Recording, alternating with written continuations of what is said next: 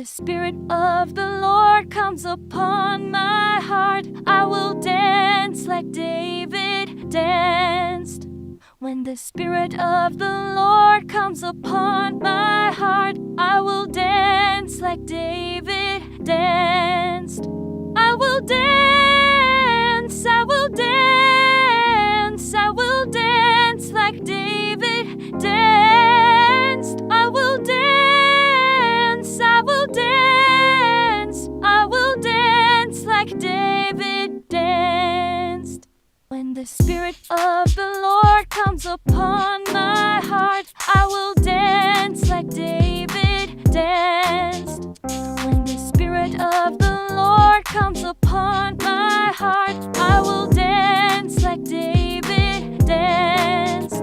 I will dance, I will dance, I will dance like David danced. I will dance, I will dance, I will dance like David danced.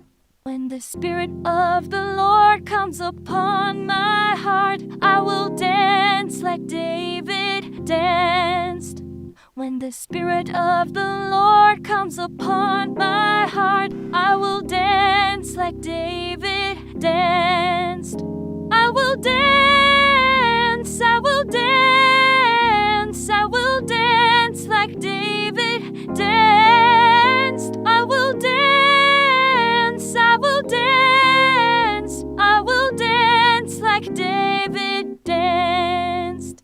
When the Spirit of the Lord comes upon my heart, I will dance like David danced.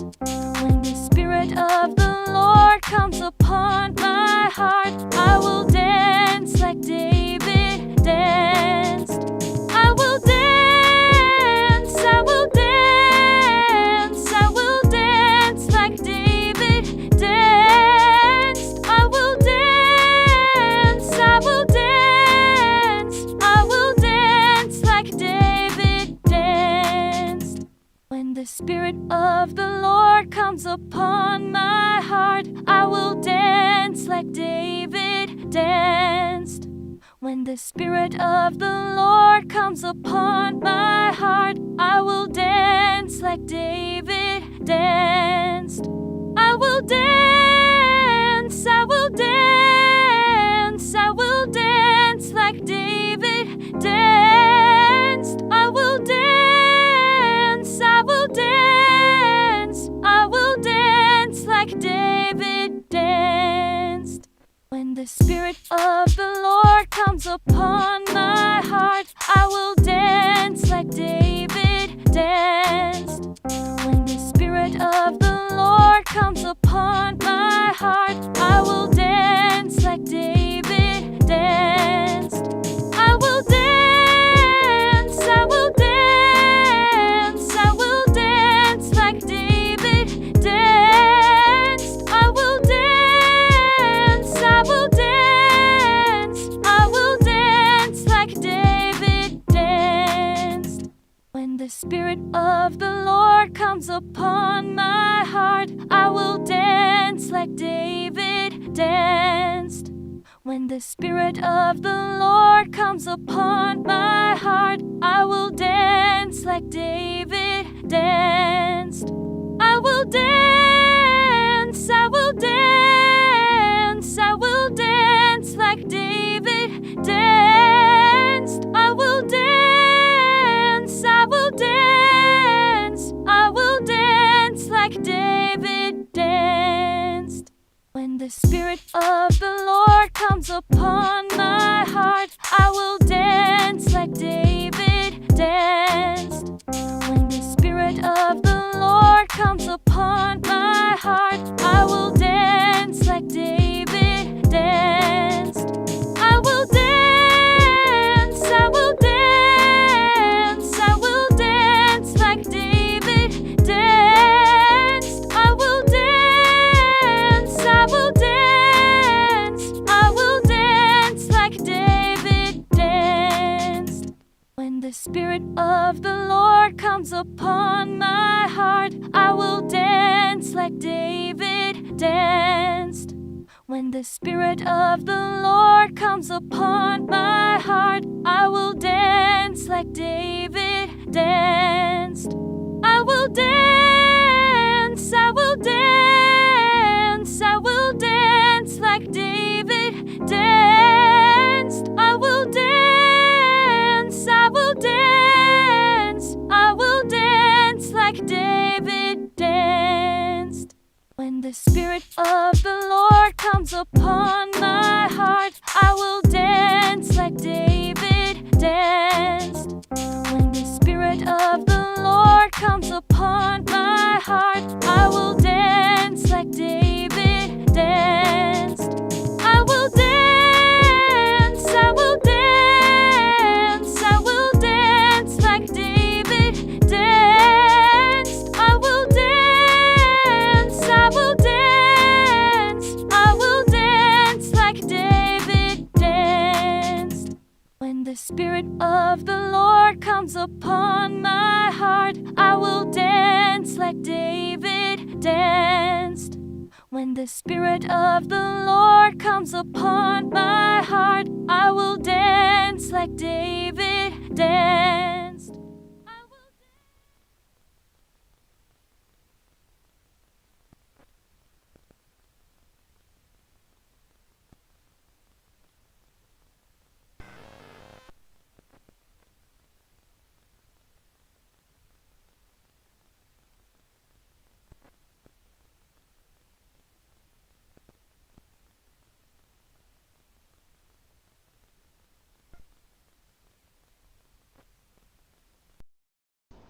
Testing 1, 2, 3. There we go.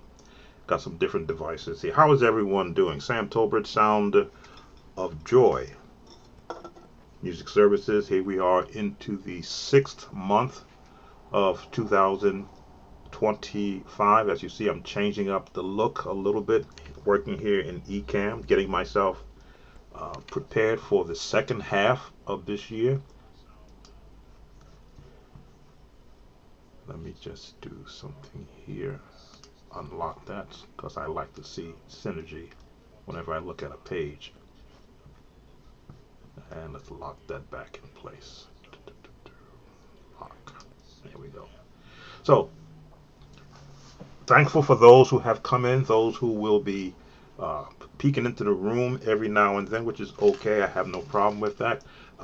You feel free, and I need to type that in, to acknowledge that you're here so that I can acknowledge you for coming in and spending some time with me. This is Studio B that I'm in. So you see the lighting's a little different here. I'm upstairs. So we got hints of sunlight coming through. But every now and then I got to turn on, just to keep the presentation looking good, the additional lighting that in the back. You're seeing my wife's clothing. I thought of putting up something to block that out, but I said, no, this is Studio B. This is where I go to get comfortable. Only have one monitor and an iPad monitoring another screen, just so that I can have a more cozy setting for myself. The keyboard, as you can see, is right there. And we will be going over some of the viewer requests. But of course, you can always put in a live request also. And what did I not cover? Oh, let me just type in.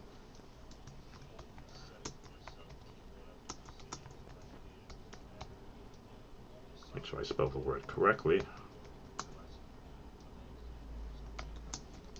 Some of you have been long-time viewers, so you don't need to let me know who you are. But it's nice to know that if we have viewers coming in from around the country and around the world, that I will acknowledge you.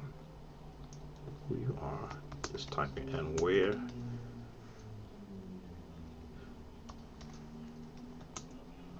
you're from.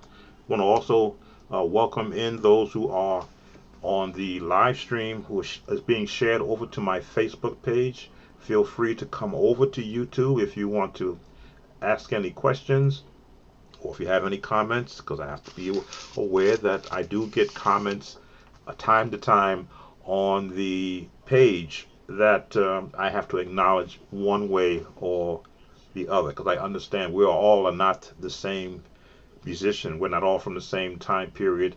We're not all see music the way others see it.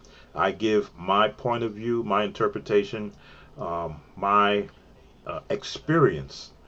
And I think when you start dealing with experience, if there's a comment that says it's old timey, we shouldn't be learning this old stuff, it's not relative today, I have to push back and say what was relative for me to learn 50 years ago is still relative today, because it makes it possible for me to decipher, to actually discern the type of music that is now being presented. So you see a screen share rather, of the Sound of Joy home page. I don't talk much about my home page, but I should, because it has been active on YouTube since 2006, and I have a lot of bad videos.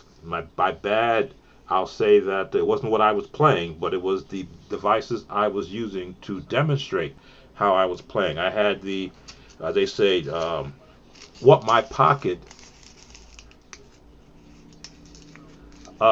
This is Ecamm that I'm using right now, but OBS is also running in the background for some additional views. The my pocketbook could only afford the cameras of that day, so you got camcorder microphones, the noise in the background, because I just wanted to get it out there, you might say. Sometimes I wonder, do I need to go back and perhaps remove some of those videos? But those videos during the early days are the ones that have got 70 and 80 and 100,000 views. So you need to always look back and see, what was that song we used to say, look where the Lord has brought me from? So from those early days to where we are right now, to where we're now, from my standpoint, pivoting, teaching and pivoting into another area which I've always wanted to do, is to be able to create music. I would have loved to have had live singers, but they're a dime and a dozen, you might say. You're hard to find them available, hard to find them cooperative, hard to find them without having to shed money from other areas just to support them.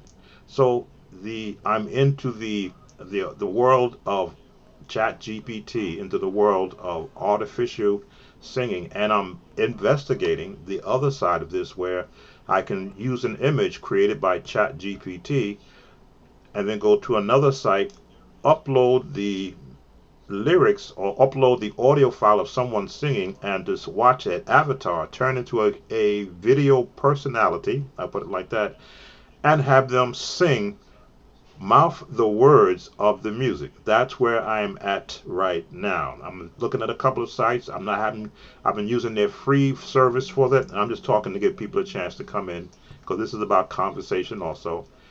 But that is the avenue that I am progressing down. So as you can see, this is the main page. This page has morphed from its earlier days. Every time I put up a new video, you get to see what's come up new. The promo video I get to change. Right now I'm getting into Logic Pro. I've been finding, as I'm in the actual teaching, and not teaching, but in a being taught mode, that a lot of musicians are into Logic Pro and have weaned away from Pro Tools. I actually stopped my Pro Tools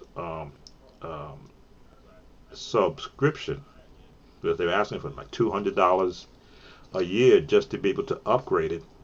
But I saw where everybody was on Logic Pro, pay one price, upgrades are free forever for now, and they've got more intuitive features that Pro Tools does not have and has not morphed into. So I am now I'm on the Logic Pro X bandwagon for now. As long as I can get products out and productions out, which I have been doing. If you've been keeping up with the channel, you will see that I'm doing that. I was Studio One. Studio One was another, and this is conversation for musicians. Studio One, great software, but they wanted to again, subscription pricing. And I'm like, well, gee, if Logic Pro is comparable, or you're keeping up with them, or they're keeping up with you, and I can get the same results for one price, then everybody has to watch their pockets nowadays. So back to my conversation. This is the channel, and I say I'm just having the conversation while people are actually joining in. I did have a comment. I talk too much, and I says, well, how else am I going to get across what I'm saying?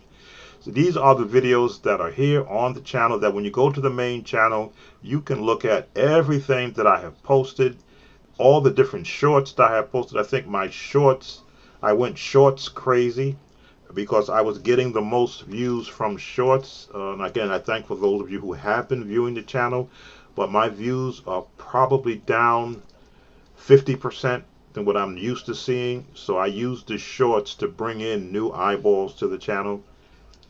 So that's why you see so many shorts being put out there. And then, of course, the actual popular videos. Let's see, can I expand this? I should be able to do that. No. I probably have to unlock that. But I'm sure you see it okay. Welcome, Jeff. And let me acknowledge G. Albert. And met Dimitri, yes. Can acknowledge one without acknowledging everybody. And I got to remember to keep my comment screen wide so I can see everyone that is coming in.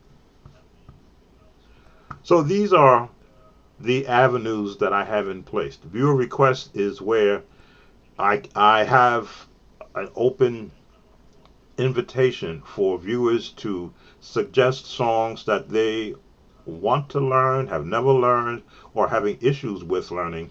And what I generally do is give you the use of my ability, but I also create each video to teach how I do it so that you won't have to keep coming back to me. That's the real purpose for it. I believe there's over 500 videos. They're all having the same concept: scales, chords, listen to the progressions in the song, then learn what the vocals are doing. Not so much what all the instrumentalists are doing, because you want to learn the song before you learn how to just chord around it. And then I try to keep it to within 9 to 10 minutes, depending upon how engrossed the song is. And then I don't take every viewer request. I've always put that out there. If it requires me to stop anything that I'm doing to learn one song for one viewer, then I often say you need to book a session, a consultation session with me, because some songs are of the nature of a concert and not Sunday morning church service. And I'm more making myself available for the musician who's playing for their church services, who want to be able to be at their best or growing into their best. All right, enough conversation there. Let's change some of these scenes. Actually, I should be able to do it from here. We can look at the viewer request, because one of our viewers watching now does have a request in. Let me just move this mouse around because I'm going through two different screens. Here we go. So we should be able to do this without an issue.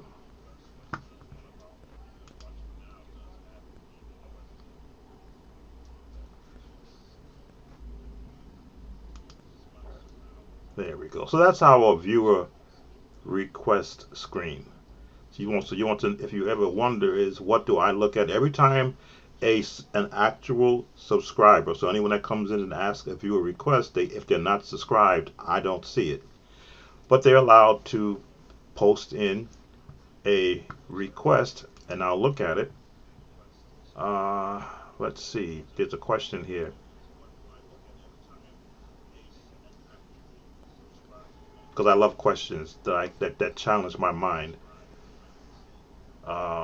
From Beyond Question, and I think you could possibly see it. I'm not sure. Let's see how I can blow this question up.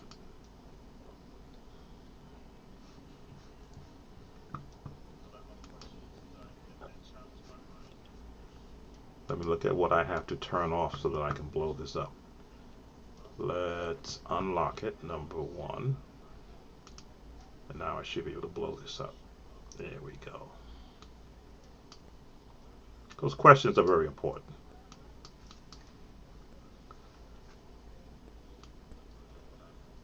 All right. And I'm not outing anybody because I think you know that if you post a question, everybody that looks at that same video sees it. Sam, okay. Just gotta ask real quick, cause I'm trying to get these chords and minors get unstuck from how I learned back in the day copying our organist. Okay, this is why I'm here. To being able to play what I hear. Next time you do a viewer request, can you do the original He's All Over Me by Bishop Jeff Banks and Revival Temple Men's Choir? If Malcolm presents a problem, you could do a Whitney Houston, Georgia Mass Choir, Shirley. What is Malcolm presents a problem? Okay, you could do a Whitney Houston, Georgia Mass Choir, Shirley Caesar version from the Preacher's Wife album. Pretty much the same. Okay, trying to figure out when to switch from playing left hand bass line to big band chords. Okay, reading with Sam. Trying to figure out when to switch from playing left hand bass line or big band chords is challenging. Seeing, hearing you would help me out a lot. I'm just doing on my own, for God. So really appreciate it. Read more. Goodness. A novel. That's okay. I like questions. I probably have to see if I can open this up.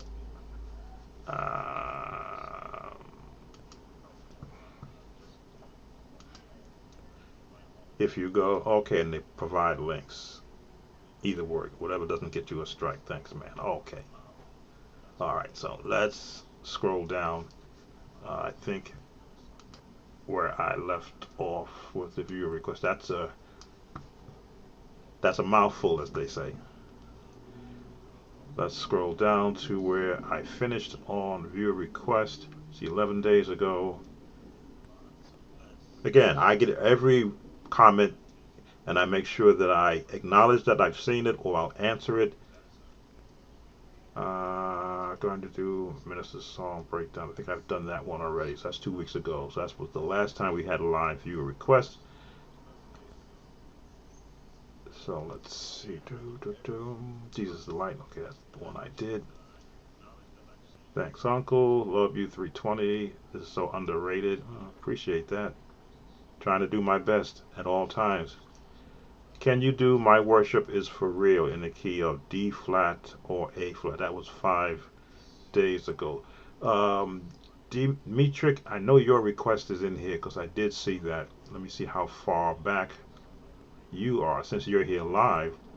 There you go. You're, well, 2 hours ago. No, I thought you asked for that earlier. Maybe I saw it there. Again, I try to keep these current so that I don't get too far behind. Alright, so you're 2 hours ago. Alright, well, since you're live, hey, 28, how are you doing? Let me go to your request. Now, you had 2 there.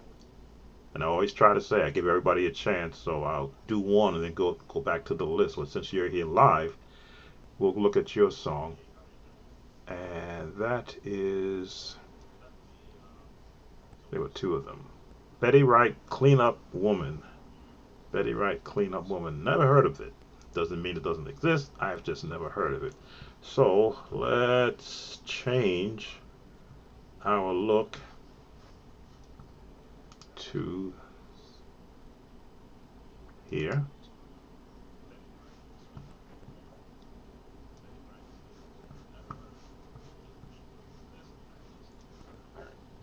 Give me a chance. I've got 2 different screens I'm working with.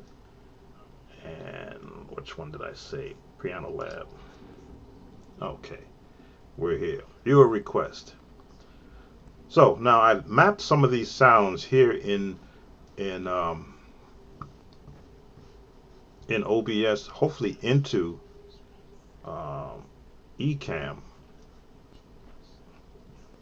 so I can see if I can be able to hear what the song sounds like. So let me go to here and let's see, the request was Betty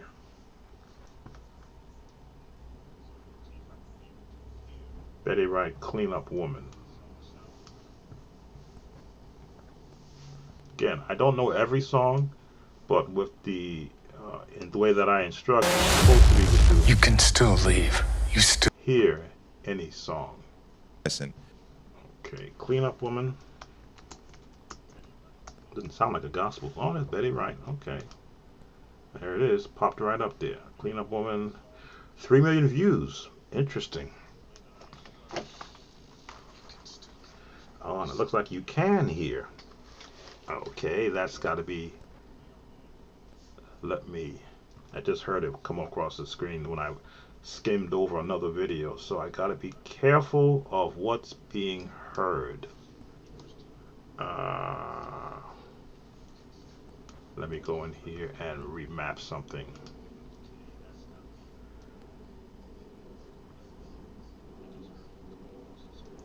Because I want to be able to hear it and not be picked up.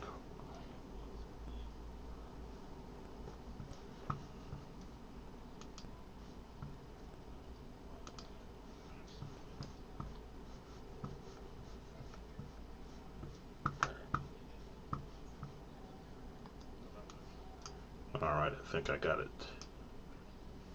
Alright, that should take care of it. Cleanup Woman. Let's see what we're working with.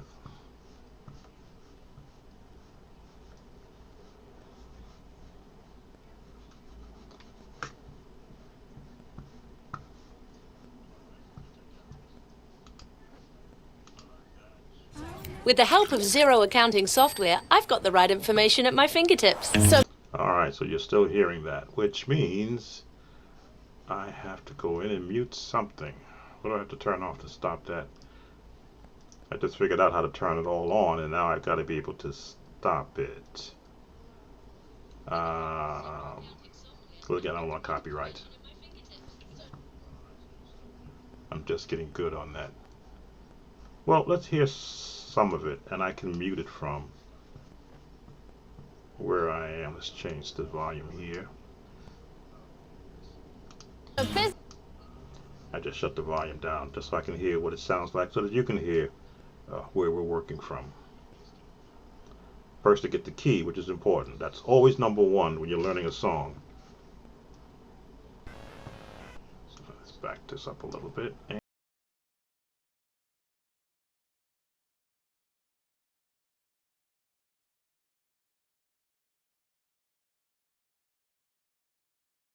Our key.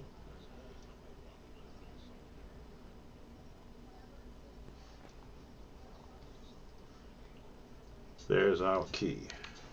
Now, some musicians, you're going to see my side, I only have one camera here. Some musicians go through the pain of playing every note so that they can find what note did they just hear in a song.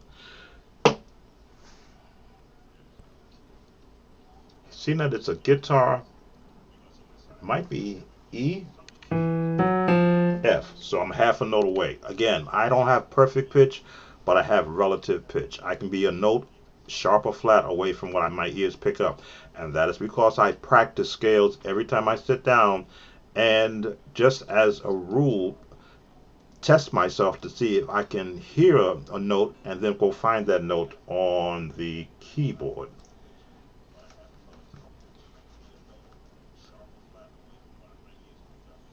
It's an F. Oh, okay. Yeah, I'm gonna see what I gotta do to, cause I had it turned off before, and I figured out how to turn it on so that I can play the music on in the opening. And now I got to go back and figure out what did I turn on so I don't have to hear. Oh, I know what it is. I mapped it differently. So already, key of F.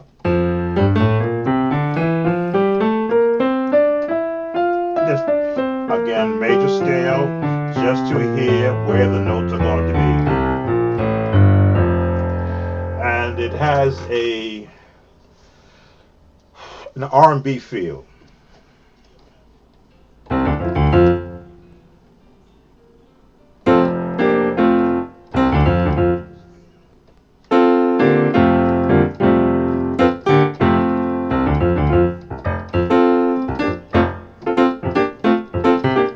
Alright, so got my key. Why does this keep moving on me? It's not touching anything. That's my stand that holds my camera. It's not touching anything unless I'm brushing up against it. And I got OCD whenever this is not correct. Alright, so let's listen to some more of it, because now I'm hearing the patterns.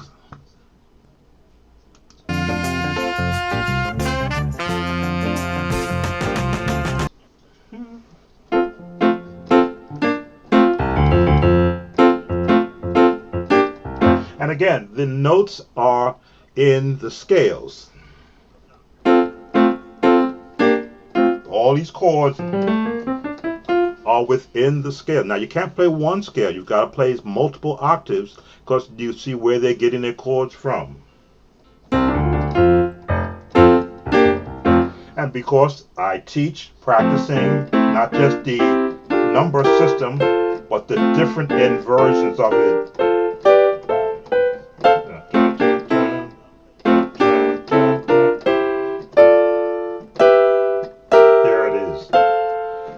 Because this era of music was 100% Nashville chords. They just inverted it. All right, let's go a little more. A clean-up woman is a woman who...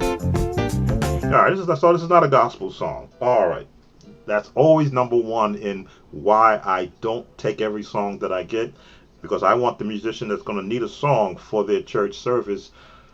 For personal music, then you should book a session with me, which means you're going to pay for my time so that I can give 100% dedication to learning a particular song for compensating me for my time to learn it. This is a pop cultured song. Again, but it's the same music. It's these same chords are in gospel, because there's no difference between gospel, pop, jazz, big band. It is all the same.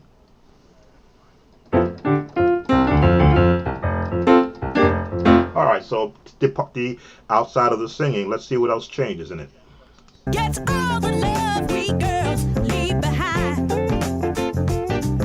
The reason I know... Alright, so they're just going...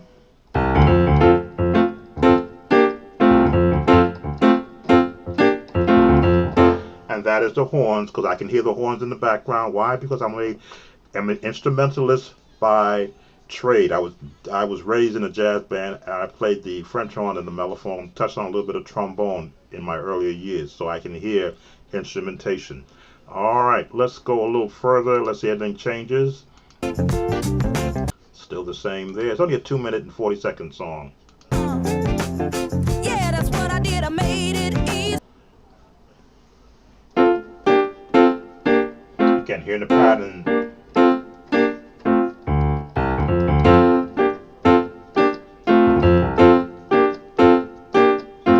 Outside of the drums, that's the pattern of the chords, which are in the number system. Let's go a little further. Let's see what else is there.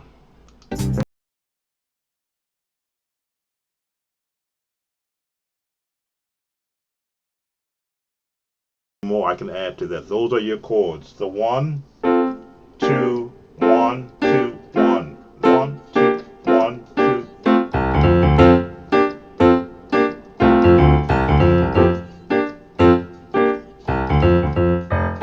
Again, a good left-hand scale practice will help you get that bass note. So we're going to go on to the second request, which may not be gospel either.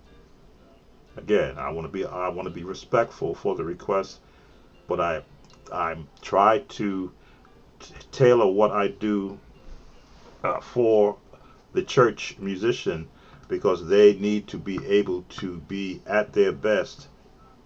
I'm just making a change on what this looks like here. There we go. they need to be at their best on Sunday morning. And this is not one of the songs I don't think that they're going to be coming down the aisle in. But because I talk to music, it's not a problem to look at something like this. Very basic. The rhythm and the singer make the song. Chords is just the byproduct of that. Let's see. And tonight is the night. Already I'm hearing different things. Yes, there won't be something you would hear on. Okay, so Betty also did Tonight is the Night. All right. Boy. Turn these down. I've struggled to control my... There we go. Turn that off. Just going to get the chords for Dimitri, because this is something may help you when you're playing in your church. Not a problem. All right, coming to the end of the ad. First thing another ad pops up. And we'll take a break after this and have some conversation with those that are here, because this is important to understand. Okay, let's see what we got here.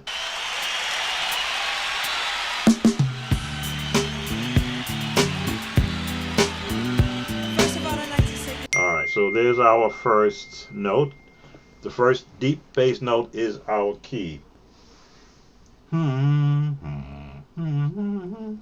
to make sure I can still hear it. It's slow. It's C.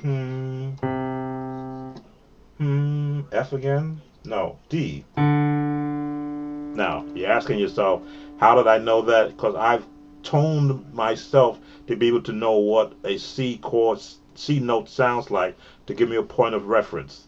So the minute I locked it on C, I heard, wait a minute, it's one half full step up. So, key of D. And what you're listening for and what you're wanting to learn is that every song has its own culture to it. This one, again, it's a R&B song.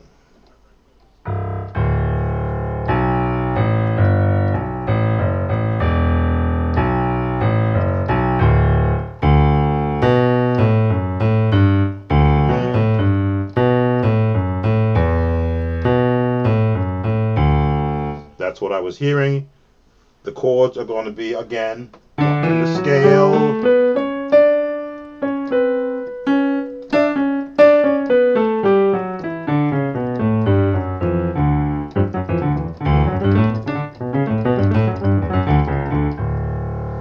So we're going to go with the one.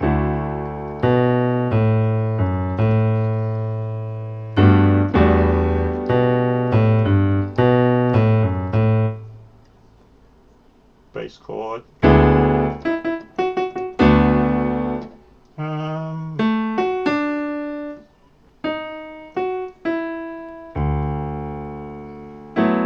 the chord I want.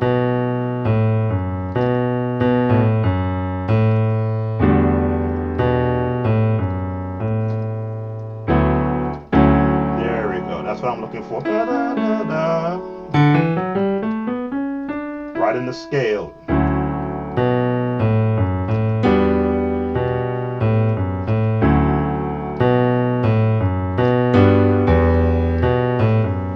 Let's see if I'm correct with the placement of the chords.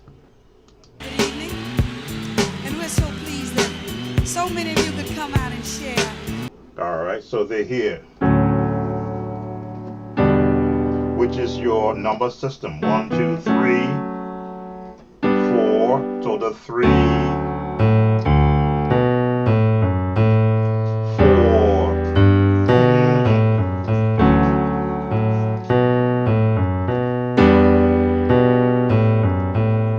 Again, I'm used to doing gospel, so when you take me out of my world, I have to get comfortable and find the path.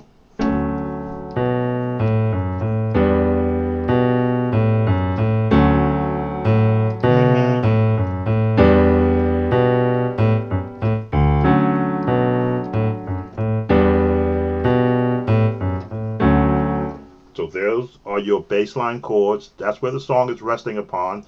Let's go forward a little bit. Get the way she looked at me when I played played it for her. She's Okay, those chords still there. on the other hand, if it was not so good. Still there. Just jumping through the song. So little about what love is. Still jumping through the song.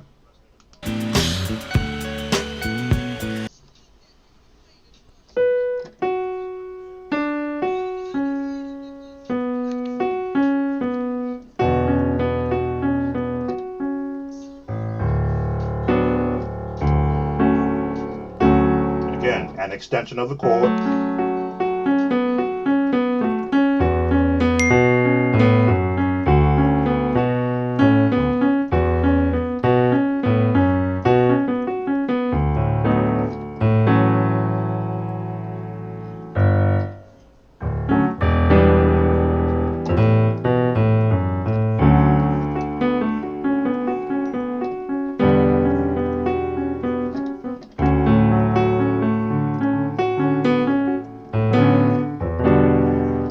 Once you understand scales and then listen to the song, to listen for the use of scale notes in any song, doesn't have to be gospel song, in any song, it becomes that much easier for you to be able to hear it. Welcome, DB. I'm sure there is, but I'm skipping through because I don't want YouTube to tag me with a copyright infringement. Let's see, I'll back up a little bit. It was not so. Change here. Your Change here. I'm just going back, see what I'm. the family, and you know Okay, that may have been the change. when I finally, Go back a little more. it's the story. Alright, then go up a little ahead to hear that change.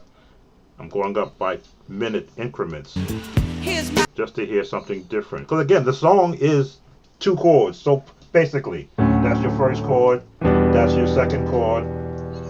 I'm sure it's going to resolve on a 5, 4, 5. There it is. I'm sure it's going to resolve on a 4, 1, 2, 3, 4, 5. I'm sure it's going to resolve somewhere. I just haven't found it yet because I'm trying to avoid getting tagged by YouTube live. Because that can happen. I can't get tagged live. So let's go see what else I may have missed. way. Let's go a little further. After waiting so very long. 1 chord, Oh yeah, put 2 your chord, my silly back to the 1, hands. back to the 1 chord. Let's go for a little head. Trying to find the change or the resolve. Tonight. I can't find the resolve yet. It's there somewhere. I love you, baby. I love Oh, not this one on the first song. Okay, so those are the 2 chords for Tonight is Tonight. There's not many chords there that you're going to find. But the first song, I missed the change. Let me go back. Again, it wasn't a gospel song. I was just being At AbbVie, we believe our scientific innovation respectful of the request. I'm going to have to probably put that in there somewhere. If it's not gospel, book a session with me. This way we could spend some time and get it to another Cleanup Woman. Let's see, there's a change in it that I missed. Let's go back and listen to Cleanup Woman again. Jump ahead. Jump ahead. Alright, there's a change. What key was that again? F?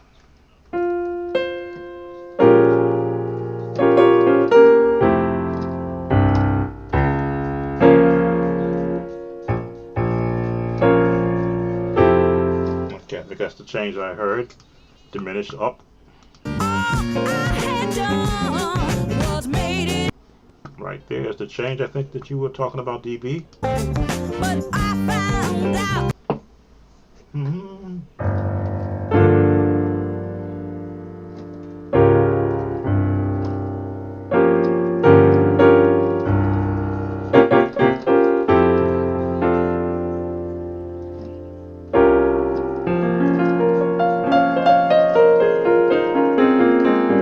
Now, when you hear those diminished terms like that, even in gospel, there's another chord from another scale, but it'll be a chord that's adjacent to the key you're in. When you hear this chord, this is the 1. go up a half a step on these two numbers, there's the change right there. But you're still in the 1. But what is this? This is in A flat, which means you can go to A flat and resolve to come back to the F. Why? Because A flat major and F minor share the same notes, which means they're just adjacent to each other. From the way that the piano was constructed, you can just go right from 1 .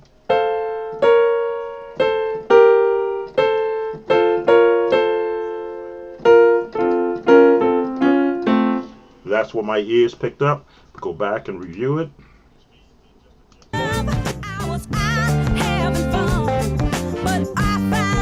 Okay, there's some other changes there.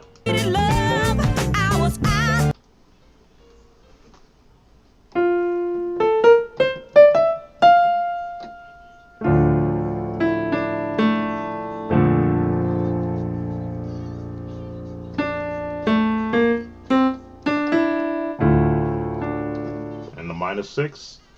I'll back up a little bit because I missed this.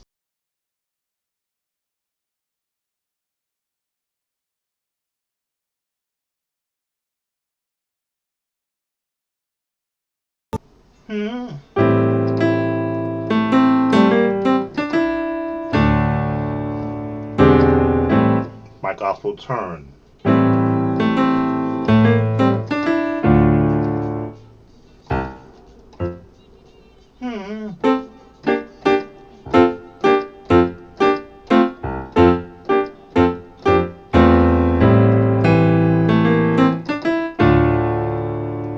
Okay, so that's a turn there. And resolve. And resolve into the 2. 5. You turn like a gospel turn. 7, 3, 6. Into the 2. And resolve into 5. 7, 3. This is where the jazz numbers make sense. 6. Back into the 2. As you can see, the notes are right around the scale. Right in the scale. This entire chord is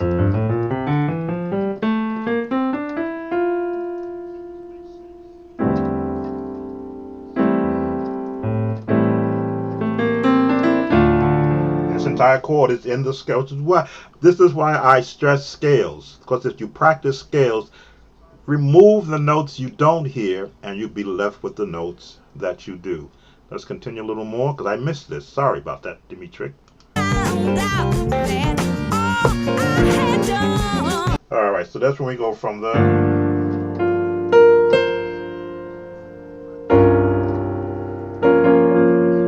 what's that lower bass note? Because that's the lowest note, which determines the name of the chord. Okay,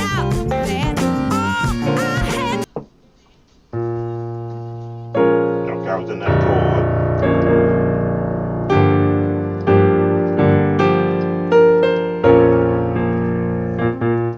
So we're going into the A flat family of chords. Right? And resolve, which is your jazz chords. Was made it easy for the cleanup woman to get my man's love. Alright, YouTube, fair use. Alright. Alright. So we covered the chords that we missed. And again, hear the notes as they are presented to you, to your ears. Then go back to the major scale and ask yourself, from the major scale, what notes am I hearing? And then when you hear a note that's not in the major scale, half a step up or half a step down. So when this note, where is it at? From the scale, half a step up, or major scale, half a step down. But the other chords are in the scale. That's how chords for me are formed. They are offshoots of what the chords are traditionally in the number system scale, which is the major, minor, minor, major, major, minor, diminished family, and then the other chords that can be created within that in that scale system. Now, what I mean by other chords created, these are all the chords that are in the, there it is, all the chords that are in the number system family. But you can omit some chords to get you this chord. This chord is in the F scale family. You're just omitting the, I'll call it the named chords. That's when you get the sus and you get the seventh, and then when you begin to the seventh, the major seventh. Then when you go to a regular seventh chord, you're adding another cousin from that chord family, which means you can borrow the same chords that follow that path, which is where you get the sound of traditional gospel and blues and jazz from. That seventh chord. Major seventh, F seventh, F major seventh. Why? Because it's all within the family of the major scale, and the F7 you've added in what we call the flatted seventh, which is a cousin to the scale. Alrighty. So we've covered the metric. Thanks you, DB, for looking out. Let's go back to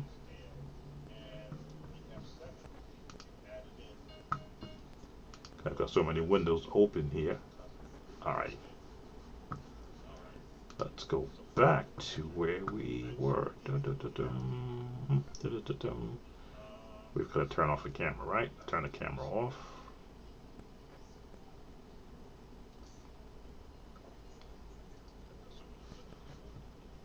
Switch scenes. Okay, we're back. Alright. That was fun. Believe it or not, the what we call the contemporary songs or the jazz songs or the worldly songs are a lot easier to play, just a camera, than the gospel songs, because they follow rules. Gospel songs don't follow any rules. They just say, here, this is what the song is. So let's just look at to make sure we covered Dimitric's two songs, because he was 2 hours ago, but I thought I saw you there sooner than that. Yes, you were 2 hours ago. So we've covered your two songs. Not gospel, but gospel-centric chords, because those same chords appear in hundreds of gospel songs. Yes, they do. All right, so let's back up a little bit. Let's see. Can you do My Worship Is For Real? Is there one before that? Yes, okay, so that would be the... Funny listed for me as beyond question, but it showed up here as to me. Oh, okay. You may have two YouTube handles.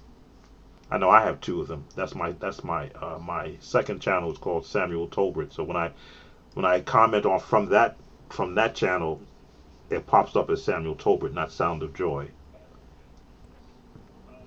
So let's look at is it My Rock? Oh, can you do My Worship Is For Real, key of D flat or A flat? Okay, so that becomes, and it has been a question for me, to learn a song in one key and then change it, such a drastic transition from D flat to A flat.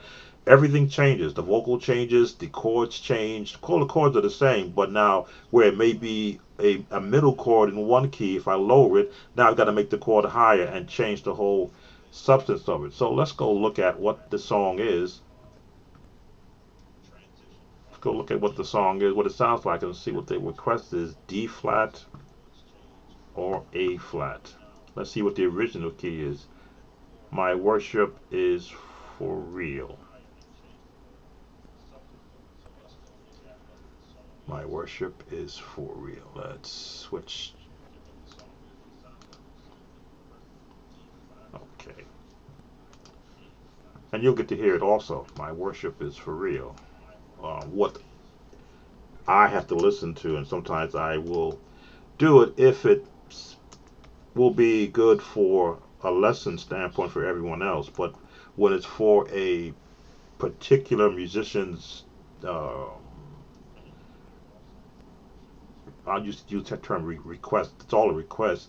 But if that playing in the original key is either uncomfortable, or the choir members that they have can't sing in the original key, oh, welcome, Reggie Music, then that's a conversation that I need to have with that particular requester. Because again, time is taken away from me doing something that helps to bring in monetizing of my channels, so that I can go out and buy software and equipment to keep on giving what I like to call world-class instruction. So my worship is for real. There's so many different names popped up. There's Leander Johnson, Rashawn Mitchell, Bishop Larry Trotter. Okay, this is where I have to question which version. Because I did that once. I just got a title. I went with the first version. I did the whole video, and then the requester said, "Oh no, that's not the song I wanted." I said, "Okay, now I have to give an understanding. Type in a name or put in a link so that I go to the correct song, because that's time, which I can never get. You never get back time. You never get back time." So, if I were going to guess, it's not Leander Johnson. It might be Vashawn Mitchell, might be Bishop Larry Trotter. So now I got a chance between those two. So I'm going to, and who asked for this?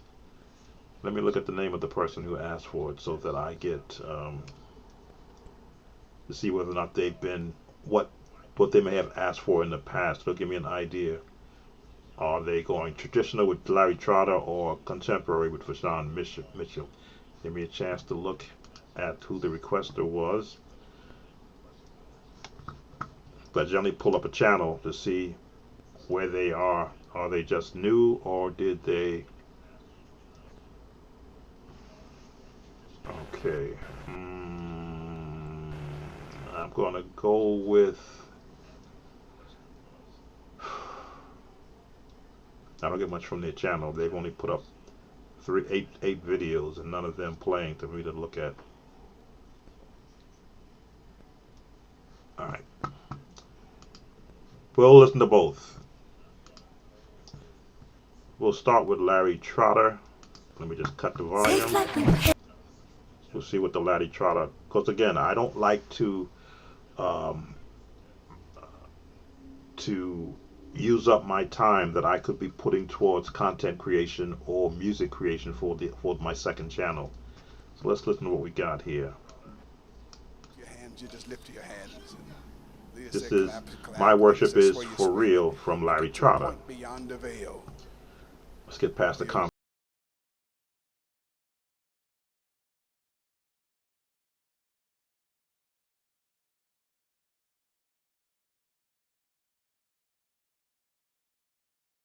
Alright, so it may be this one. What key is that in? A flat? Again, ears.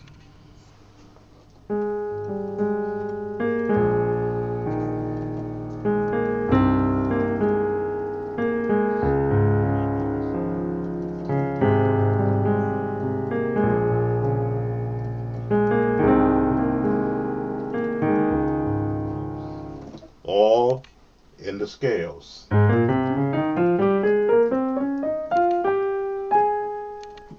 I don't know if that's the one that the requester wanted, because they did not put in which one.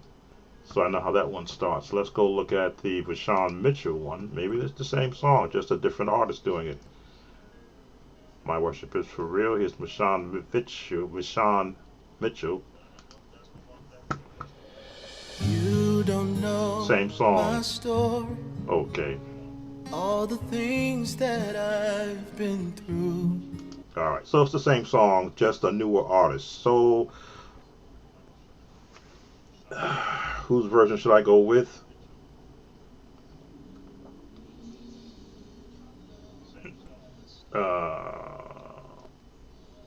let's go back with the Larry Trotter because I think I'll hear more of a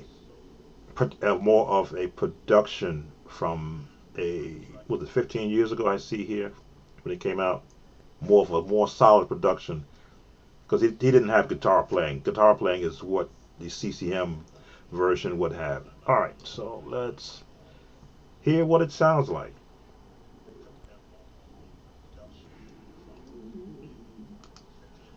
We used to just play Follow the Leader. Let's go up lower. Most replayed. Anything else, he's already done enough. All right, big band. That's why I love the big band sound. We're going to leave here tonight worshiping the Lord. Okay, hit a flat 7.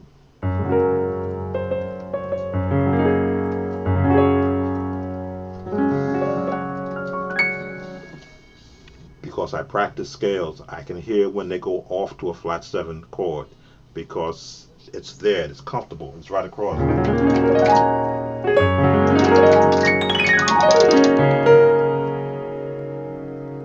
To the 5, to take to the 1.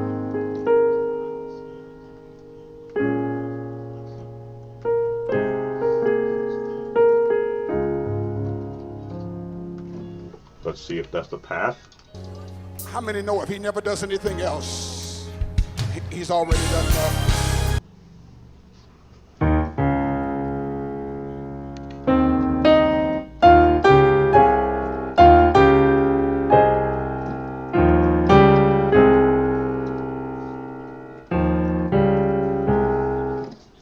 Scales. One note is going down, one is going up.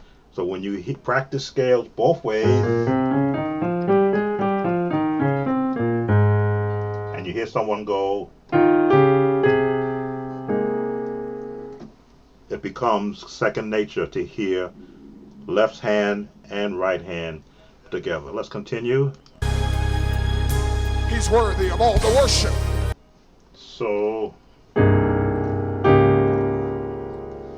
that's the next chord change. Because of who?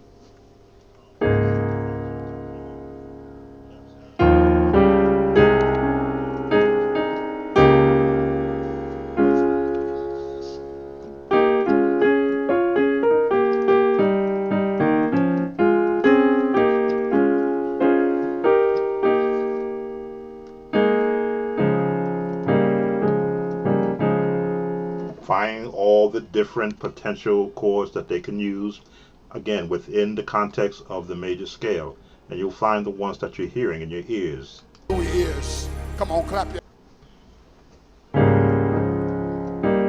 That's what I'm settling on right here.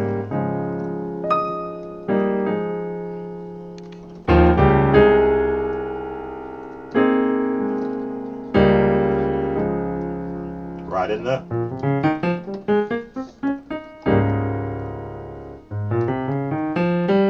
Right in the scales. You're getting that tone because you're not moving your 4. Alrighty. Let's listen some more. Hey, welcome, Gents. As a beginner, how can I work my way around major 13th? Okay, so now you're going to be counting the numbers in the scale. 1, 2, 3, 4, 5, 6, 7. Now it's become 8, 9, 10, 11, 12, 13th. That's when you get into the songwriter avenue, because the lowest note is where your chords, where your chord name starts. Whenever you begin to add a flat, major, 7th, 13th, now you're looking at, okay, A flat has got to be the lowest note. Why? Because that's where you get the A flat from. Major becomes the chord built on the major scale. Okay, then the 13th will come 13 notes away from the lowest note. Yeah, it gets that stretched out. Let me change my Chordy app to A flat because we left it on D. Because even I don't talk in that range of chords because it becomes confusing to those who have not taken formal music lessons. I'll use Chordy app to give me the interpretation of the chords I play, but I use my ears to give me what the chord sounds like. An A flat 13th would be major. That's a 6, but somewhere up in there should be a 13. I'm looking at the Chordy app designation. Okay, so we're just mimicking that. So the chord is going to have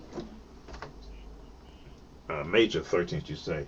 Major 1, 2, 3, 4, 5, 6, 7, 8, 9, 10, 11, 12, 13. Okay, let's finish the chord.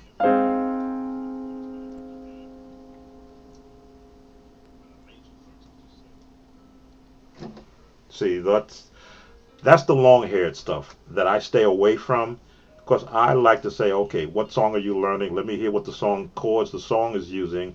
Here's how you apply it, those chords that's being used in the song, so that you can play it to your ability with the intention of growing your ability. So if I show you where the chord is in the scale, what the scale is that the chord is found in, and then how that chord is used in the context of the song you're learning, you take that knowledge to the next song you're learning and you use that same knowledge. So I try to not talk about what I don't know. I leave the actual professional piano player, especially the jazz musicians, because I go to their sites also and I'm subscribed. When they post something new, I learn something that I can whittle down or water down into the gospel realm where I am, to say that, oh, this is what this chord is called. If you hear it in the song, this is where it came from, on to the next part of the song. So let's get to, because these chords are long in the tooth, and this conversation that I'm having helps me to evade YouTube algorithm, which has gotten very good because they're now using AI to decipher when they hear songs on their platform being aired on another platform. Believe it or not, I have so many videos on my platform. I began to use them on my second page, and I started getting copyright notices. Someone else is using my video, and I say, wait a minute, that's me. But AI just says, hey, we've heard another site playing the exact same song you have on your site. So that's why I think I put the post in, should have put it in this channel. I'm going to be deleting many of the AI videos that I have so that I can repopulate them on my second page.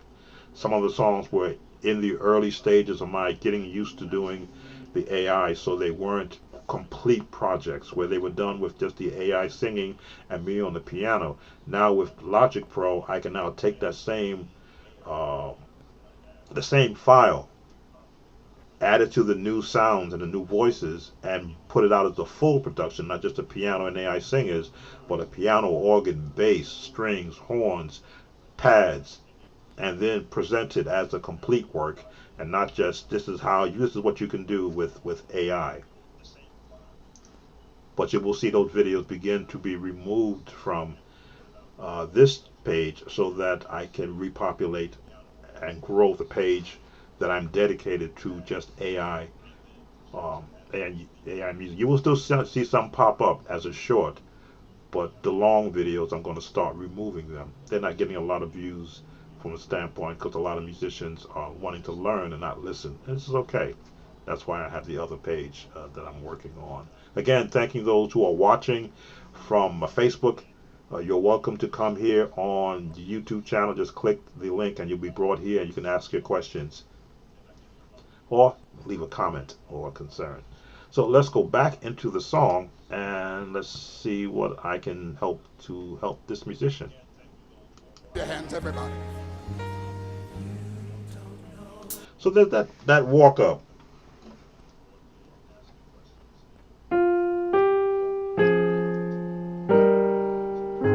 So the walk up is scales 6, 7, and then 1. And again, I talk to the number system. I don't teach it. I talk to it because a lot of musicians were were weaned into playing gospel music with the number system. I listen to scales, chords, and progressions, and passing tones, and runs if the song has a run in it, based upon major, minor, or diminished scale. So that I don't have to worry about, well, what number was that chord in? No, what scale was the chord in? It's how I instruct. And again, nothing against every other site that doesn't do it the way I do it. That's why I'm the old guy. You know, took me time to figure out how to do this where you can shortcut it by just assigning a number to it, but then you miss out on every nuance of what you're hearing. All right, so let's pick up. We're in the 1 now.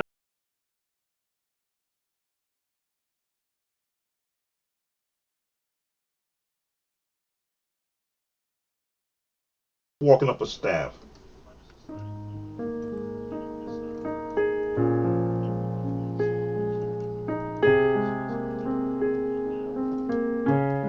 That's all it is.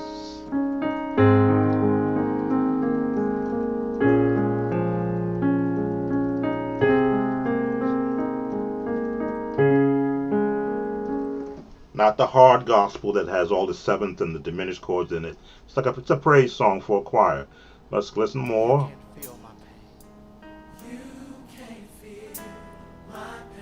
All right, there's our first progression. We're here.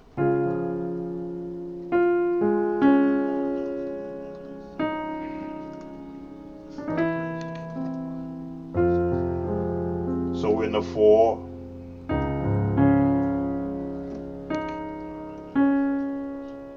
Let me see.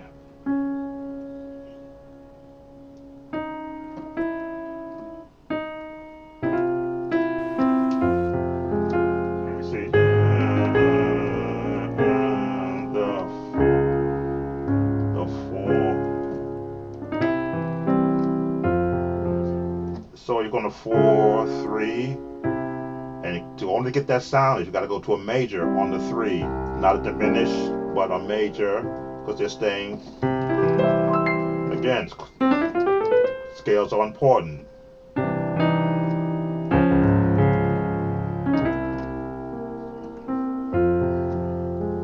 So we're now at 6, going back down.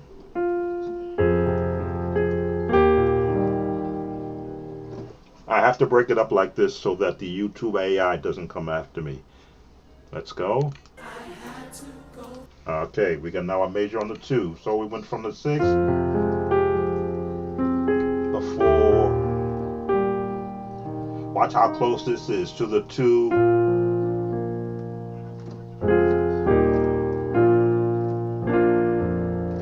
No. Is there a sus in there? Let me hear it again. Because again, I'm breaking it up purposely.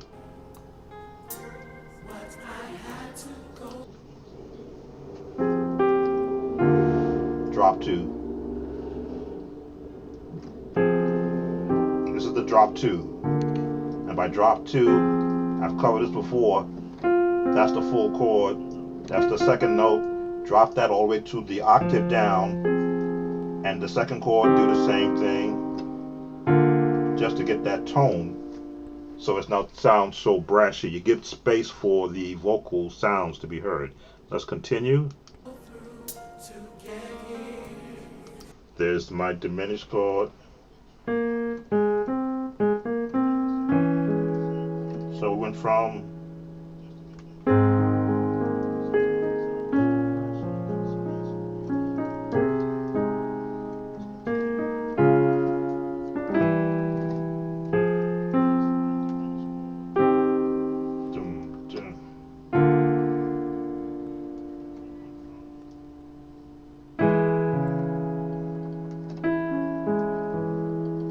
that's like a half diminished chord.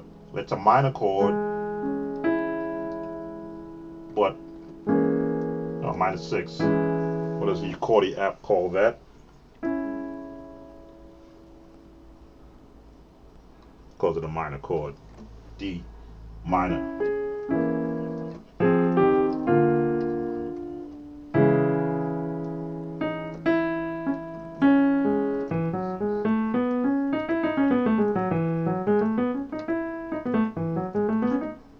major scale.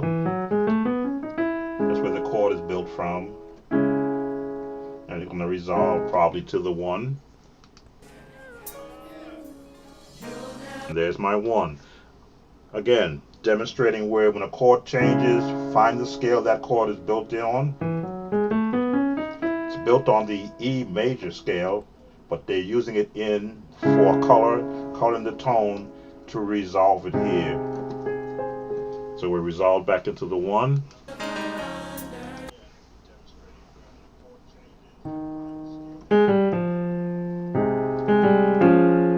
Okay, scales again, leading to the chord.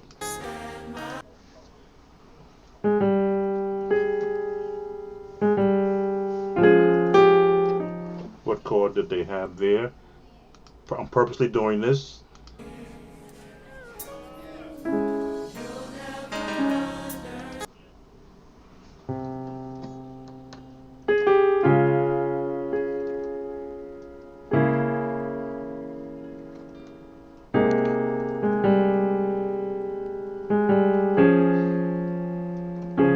Okay, to the 4, from the 6 to the 4.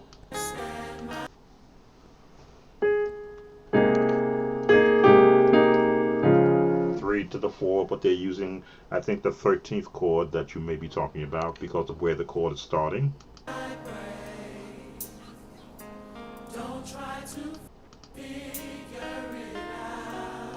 Alright, there's our next change. So the chords have been friendly. Now we're getting into the gospel turn, which means we're going to want to turn to take us to the, let's see if they go to the 2 chord. Because my worship. There we go.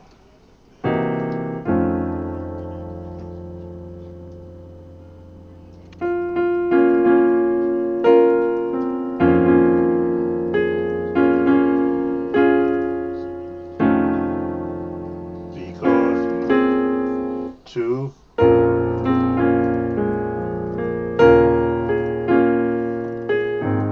Now, I've never played this song before, but I'm mapping in my head where the chords are going.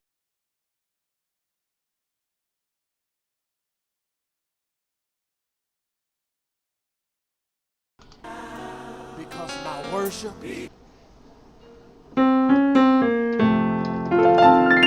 Again, how am I hearing all those movements? Because I practiced them.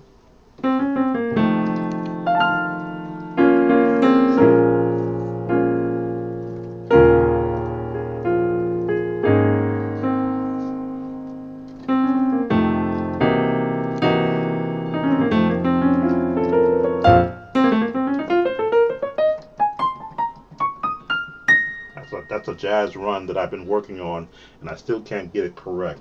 And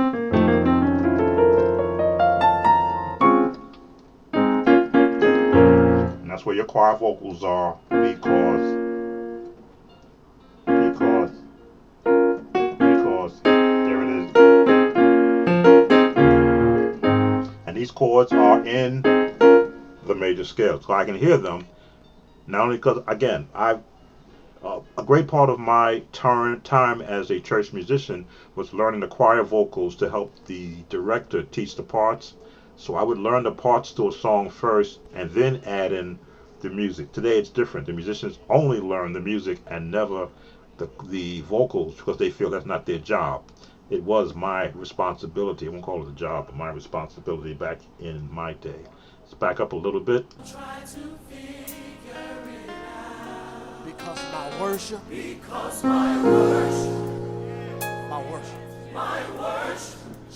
is for real. Okay, so the chords are musician friendly. And this type of song is not calling for an organ with all the drawbars pulled out, a bass player running his runs all over the place, double synths playing in the background, as you would hear with an actual, let's say, John P. Key type song. This is very choir friendly, letting the choir singing lead the music and not the music lead the choir.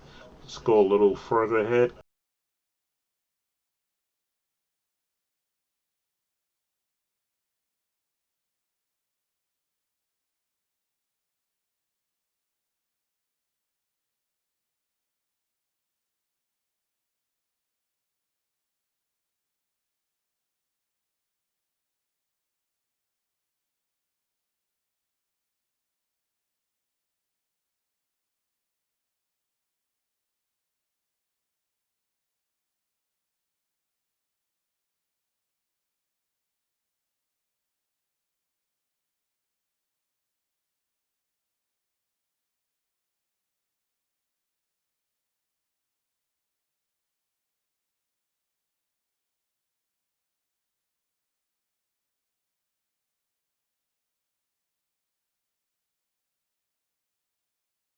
Let's go ahead a little bit. 3-minute mark. Come on and worship God in this. All right, back up a little bit, see what's happening here. You don't know. Okay, that's why you always gotta go back and pay attention. So there's gonna be change. Okay, here the changes come. How about you believe that tonight?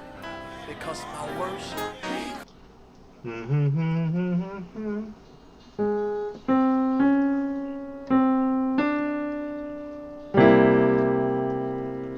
Down in C.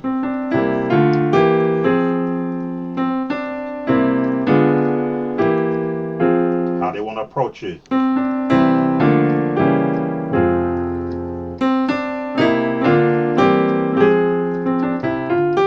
could be there or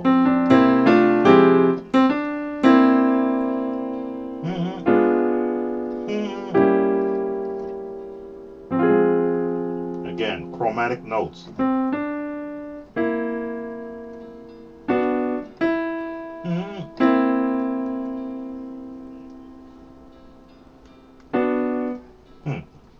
I wasn't looking at the when I wasn't looking at the keyboard when I did that change because I've done it so many times in the past. There it is.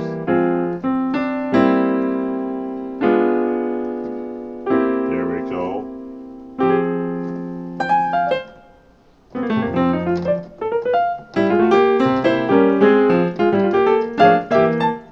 So many different ways you can approach it. Oh, they went 2-5-1 in G flat.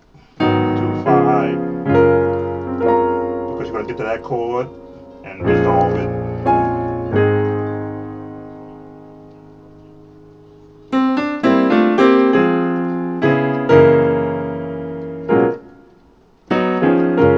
Uh, 2-5-1 in what?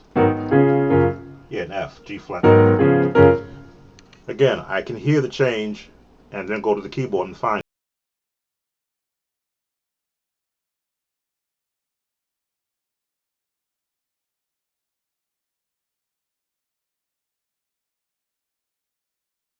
I always try to give you the musician the song from a choir teaching standpoint, not from a musician standpoint. That's when you book a session. But I'm doing this to give the example of why I stress scales, because I'm hearing all these chords and these runs within scales.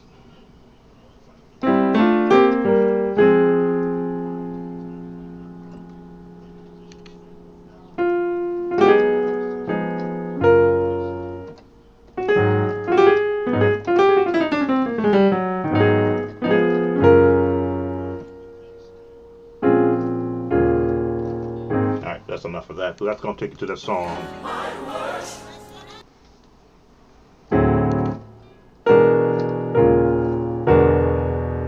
This is another chord that is built on, it's a 13th chord.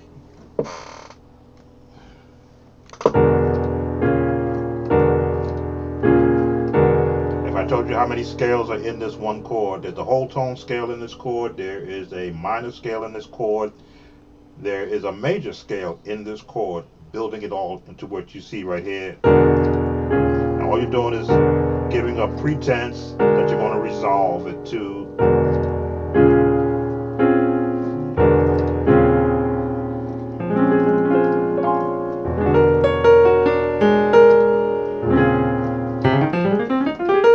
All right, too much.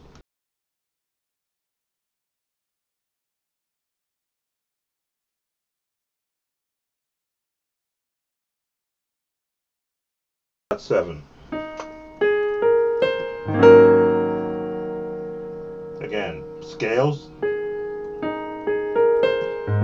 Now flat 7.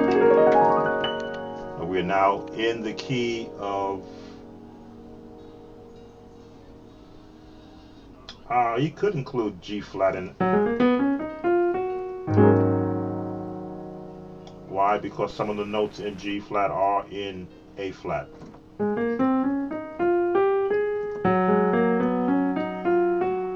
This note is there, this note is there, this note is there, this note is there in G flat. So you can borrow from those notes in that key.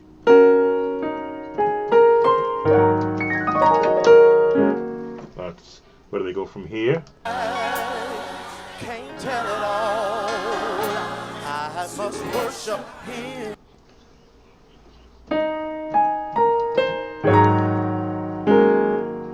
To the 4, but a 3 or 6. 5.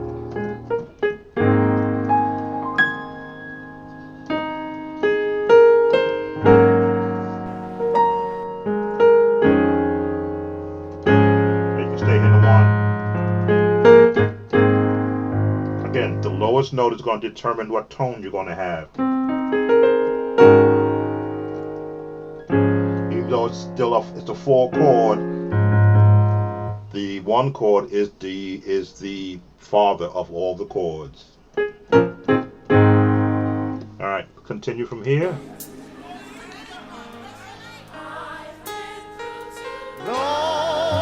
Now we're in F. Good to me. Drop down. I must worship him. All right.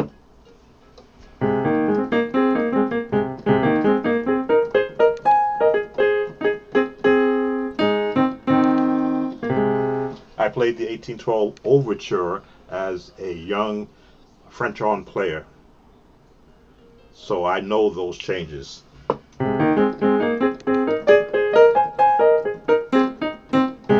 Classical. Again, song gospel will borrow from every genre of music to get across what they are teaching. Who has joined us? I want to make sure I didn't leave anybody out. We have 5 with the eyeballs on. Thank you again for watching. Let's see what happens after this one. You don't know like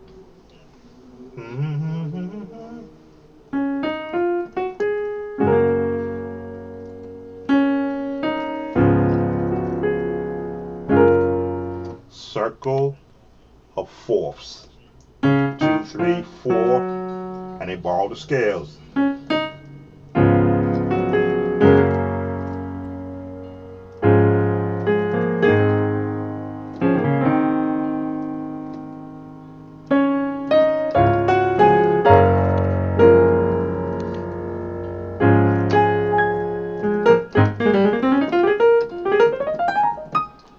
Borrowing from D flat.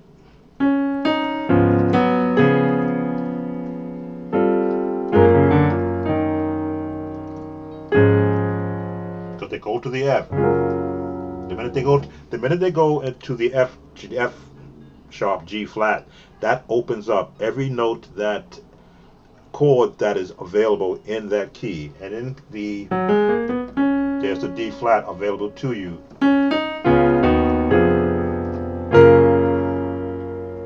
Come out of it.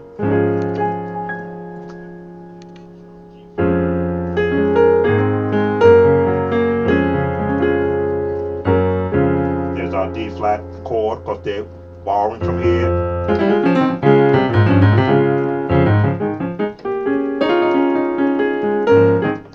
Music is such a joy to play after you've learned how the rules are being applied, and in some place the gospel, how they're breaking the rules, which is what I call jazz. Let's continue.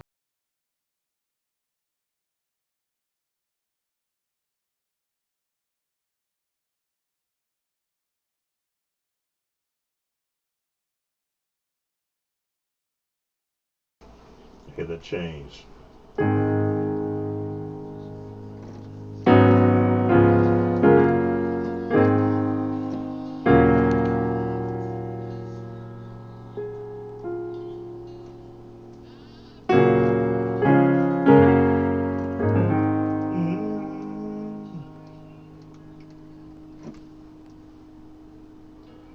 What's that chord I changed? I'm trying to remember the chord I heard. The chord I heard, but I'm going back to it.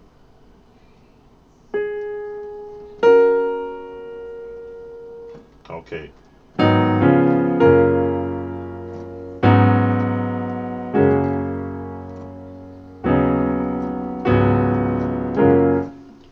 The lowest note is where I heard the change on.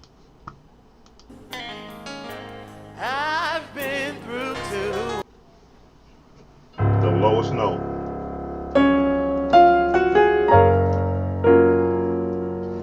Which is why I stress practicing scales all the way down as far as you can go, so that when you're learning a song, you can recognize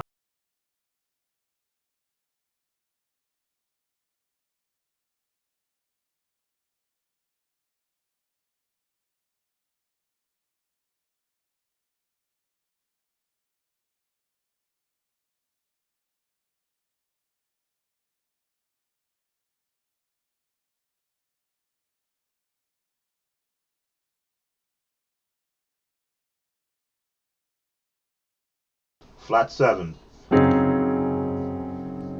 the 7, 6 rather. I'm sure they're going to go into the minor 6 to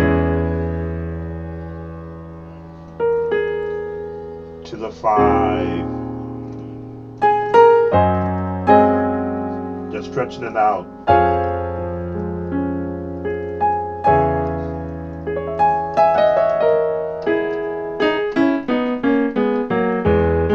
Richard Smallwood chords. Let's continue. You know that my worship is Resolve. say thank you, Jesus. So they're holding a chord.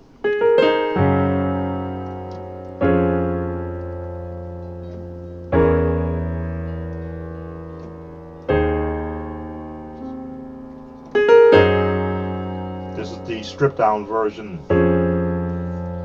without getting any fancy.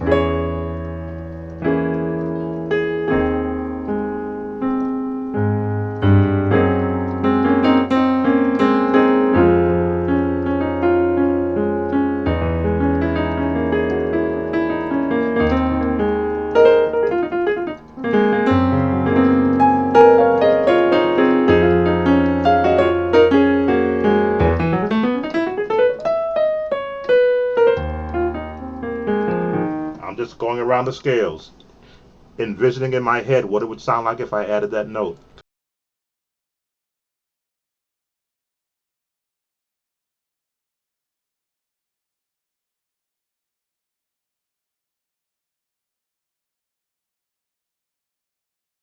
Exchange, so that I can again defeat the AI listening. Go ahead a little bit. I don't know about anybody else. Same chords. Go ahead a little bit.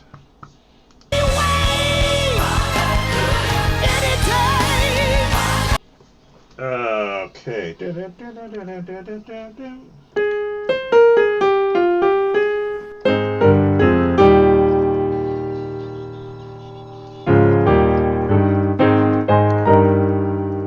the scale.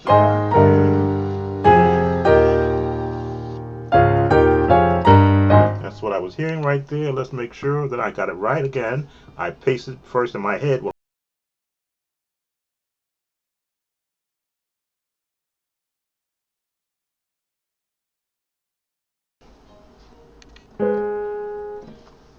They were on the 4 chord when they went down, weren't they?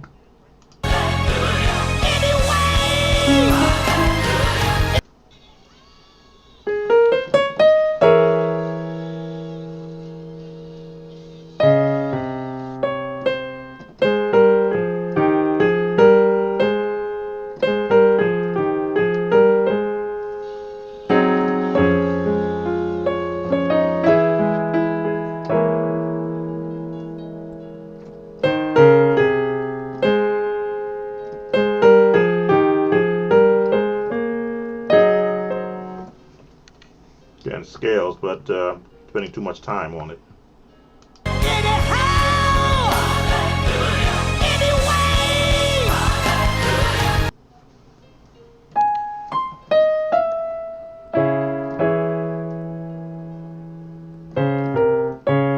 What was that first note? I won't leave and play that first change from that chord.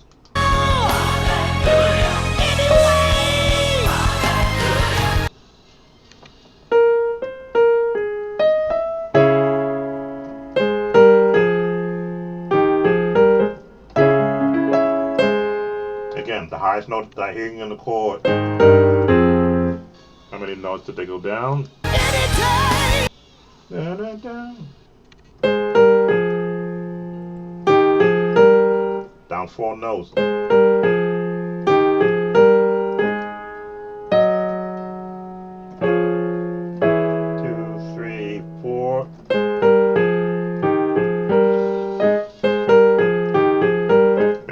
right timing. I'm just getting the notes. And again, I like to go find the intricate songs, uh, intricate movements in a song, so I can add it somewhere down somewhere down in the future to something I'm playing. Just jump a little ahead because they're staying in the same chord. They're in the vamp, you might say.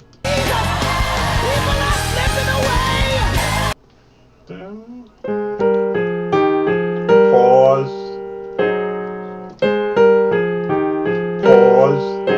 Again, this is what builds out a song.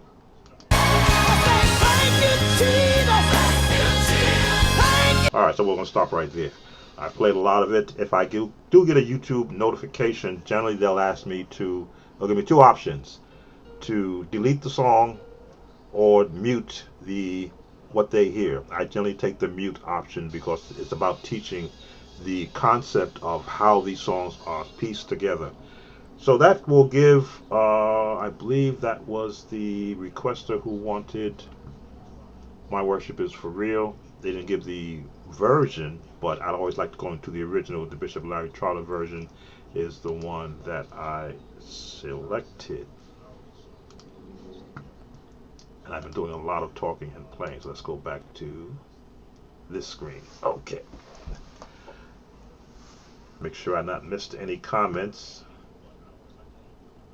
Good, I got up to the last one. So, what you're seeing is the concept that I instruct in. This is what made it easier for me to learn.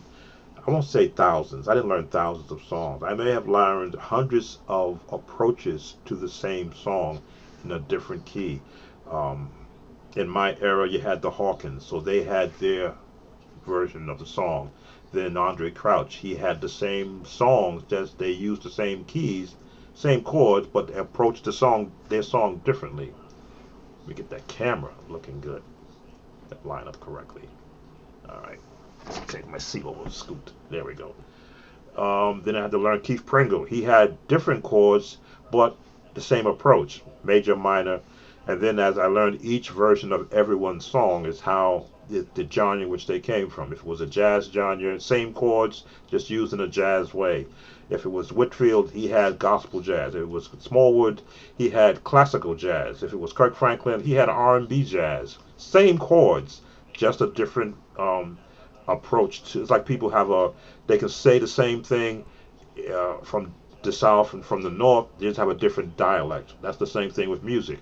It's how you interpret the music, and I like to learn all the interpretations. That's why I can say, oh, this is from a jazz field, this is from a classical field, this is from a Caribbean field, R&B, or not R&B, but reggae field, Jamaican field, from that type of music, or from a different culture of music.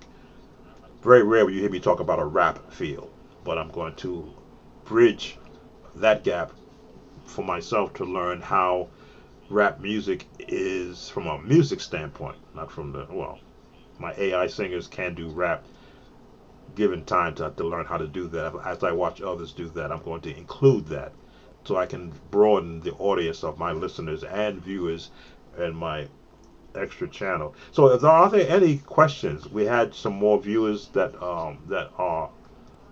have come through the channel over the years. Reggie Music, you're here, 28 from, I want to say Austria.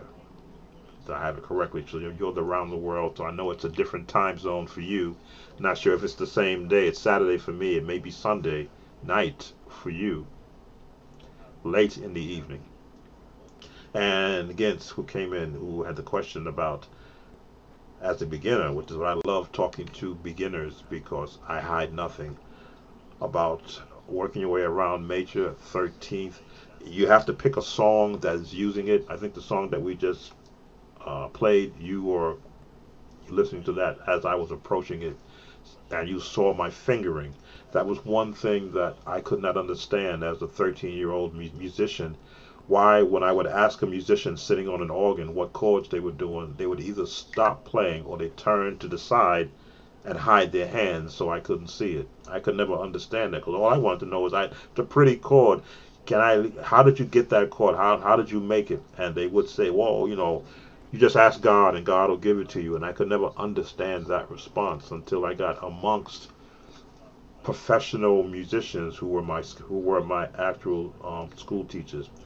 What's my other channel? It is called Samuel Tolbert. It is going to be dedicated primarily to AI music creation. Let me change my point of view and I can pull that channel up. Actually, I should be able to pull it up from here because I do have it.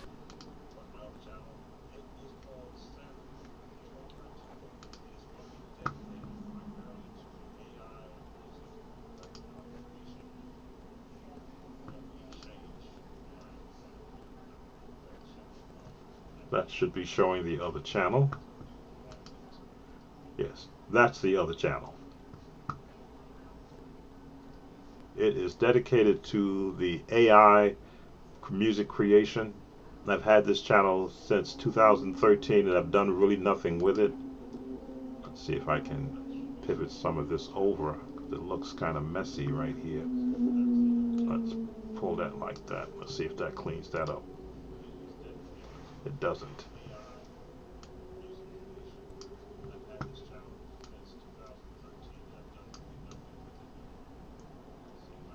Okay, that's the other channel. It's been active since 2013 because I wanted to do a channel where'd this come from? Oh, okay. Sorry about that. I was looking at something on the screen that shouldn't be there. Why is that still there? Oh, okay, that's part of the channel.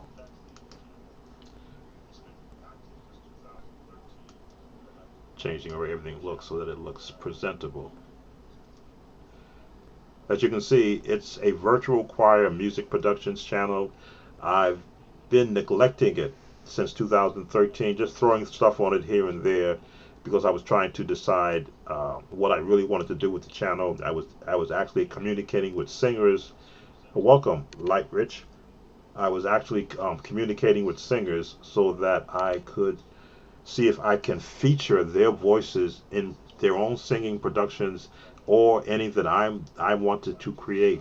But I could never lock a singer down. They were busy doing what they were doing, which is what life is all about. You do what you do. And I thought, gee, I'll never get to the point to where I can now feature someone else and giving them a spotlight, a YouTube presence with my music behind them to be able to also create songs that they can sing for me. So the sort of the one hand washing the other. That's not supposed to do that.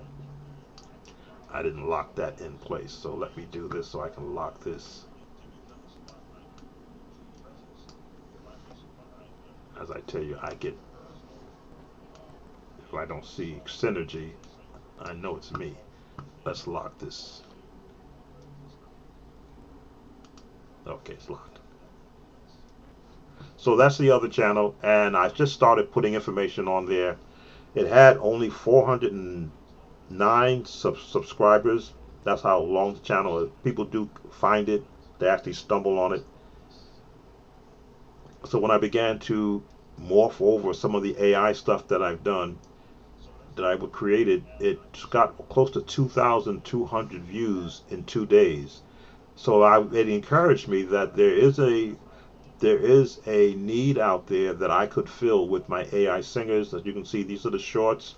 Shorts are the quickest way for me to get eyeballs on any channel I have, because the YouTube algorithm will push the shorts out there before they push any videos, full-length videos I create. And I don't want to have 20-minute videos. I want to have song-sized videos that you would get from an album. So that's generally 3.5 to 4 minutes and 10 seconds, depending upon how the song is. So that's what I'm going to be pushing. As you can see, these are the AI singers that I am creating. Let me pull up this one. We've come this far by faith.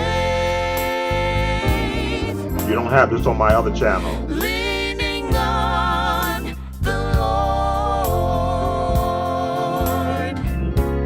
trusting in His holy word. This is my channel, so I can air this YouTube AI. He's never failed me yet. Oh,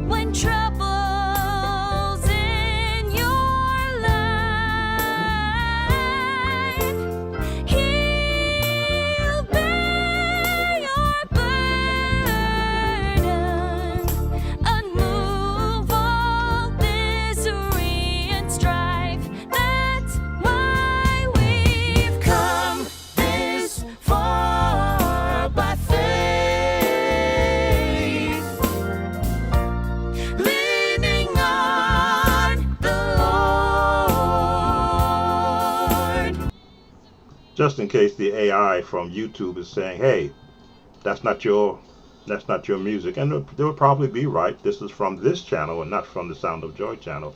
Sound of Joy channel did not get this video.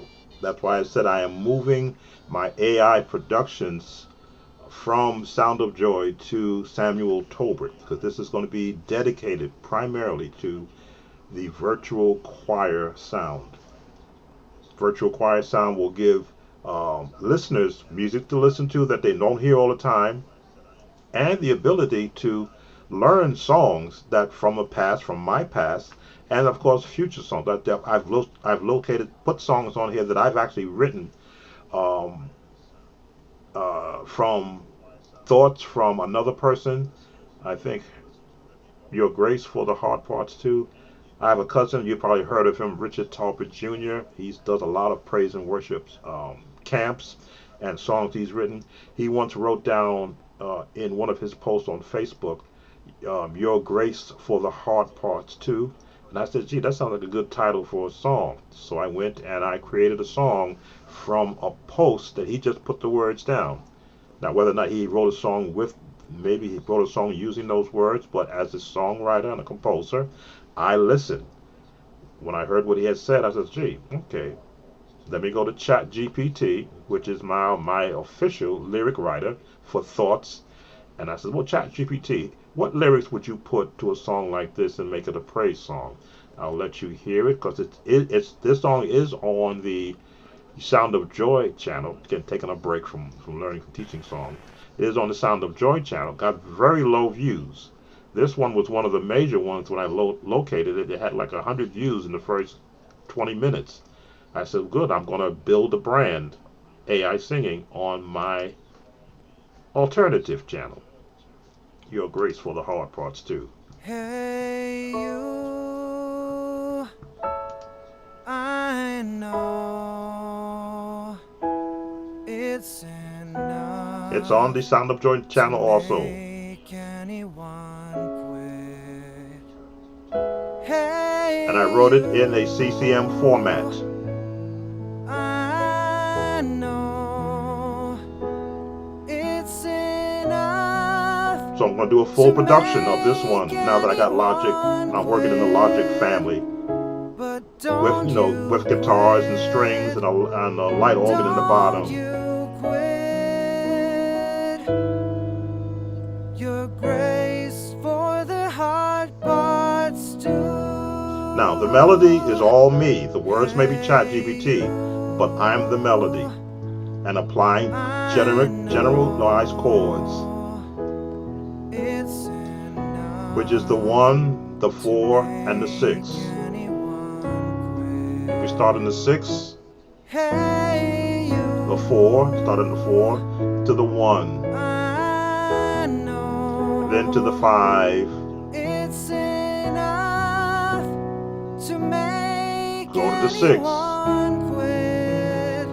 recycle 4, Don't you quit. I switch up on the chord, gospel, 5, 3, 4, Grace for the hard 5, parts 1. too.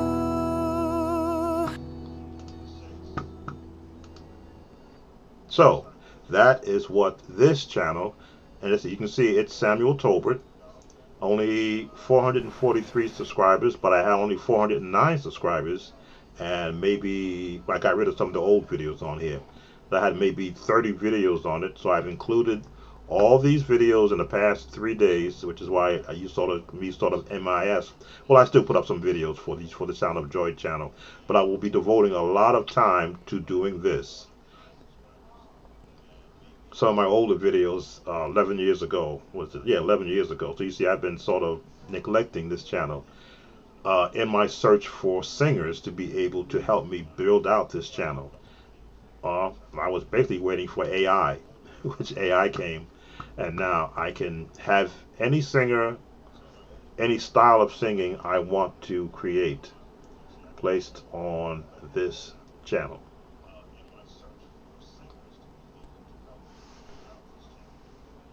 And I know 28, you're a little bit hesitant about the term AI. I know some people say, well, you shouldn't say AI. Well, it's artificial intelligence for the vocal, the software. They said, well, it's software driven, so it's a tool. And I realize everyone is going to have their conversation about the ability to create music out of nothing. Basically, I'm not a singer, but I can use this tool and make myself a singer in tenor, alto, or soprano by using this tool. But I still have to use the knowledge of scales. This doesn't just, I don't just sing. Some software out there, you sing into it, then you pick out a singer, and then use the AI to fix it. That's not me. I'm not a singer. But I am, and I have the ability musically to hear notes using the scales.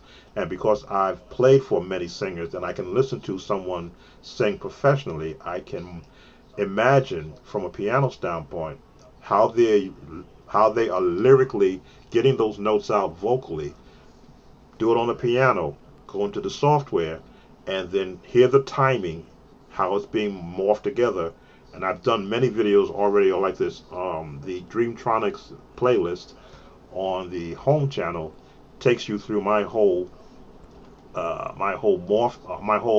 process of learning the software to be able to do what I'm doing right now.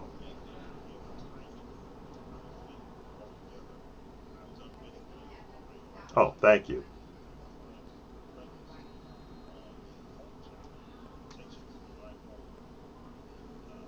I'm feeling air blow through my room here. I think it's because it's windy outside. So this is the second channel. You're free to in fact, I request that you do join as a subscriber and listen to some of the videos that are there.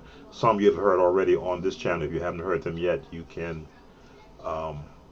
listen to them and leave a comment, of course, or a like. That always pushes me up in the YouTube algorithm, and they'll push the channel out to more people.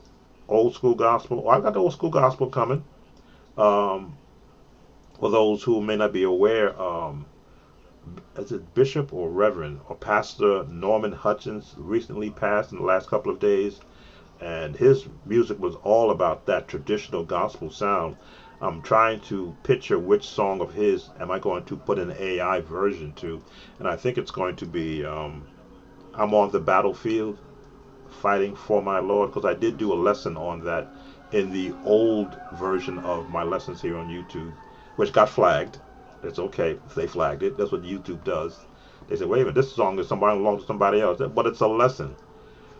But in fact, I will do an AI version of that so that I can memorialize that song he wrote in a virtual format that musicians and singers can actually learn the correct singing notes to, because he had a style that was Pentecostal in its nature.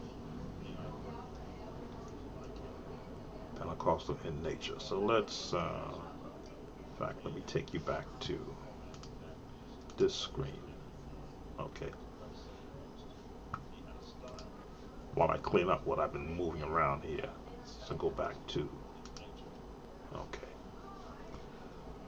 The Norman Hutchins sound was, and I'd have to pull up an actual drum, hand clapping, foot stomping. But I'm fighting for the Lord. I'm a soldier on the battlefield, and I'm fighting for the Lord.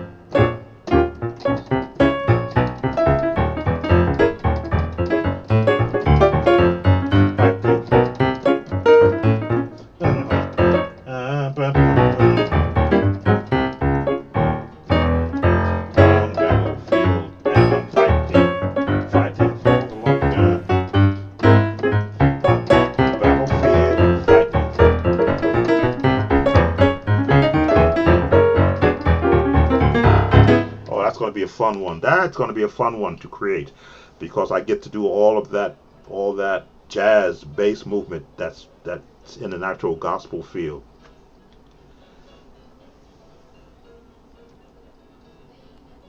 And because I have, and this is still moving on me, because I have virtual singers, I can rewrite some of it.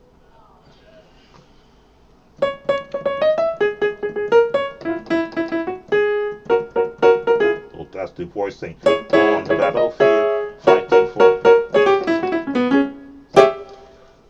And I can add some additional instrumentation, that big band sound, some saxophone, some trombone, some clarinets to sort of send off another one of our gospel pioneers in songwriting and production. Leave a digital footprint. In fact, let me pull up that song, because again, I often say we don't pass on the culture of what we do musically. We're so quick to want to throw people away, want to throw songs away. It's not that people throw songs away because they don't fit our narrative. But at one point in time, those songs meant something to a listener. I'm on the battlefield fighting for the Lord. There we go. Yes, when I learned this song, I'm like, whoa, let me get this song down. So let's see if I can sneak it in here. For 100 years. Get rid of that ad that's playing. And this is Norman Hutchins, Battlefield. Let's let some of it air.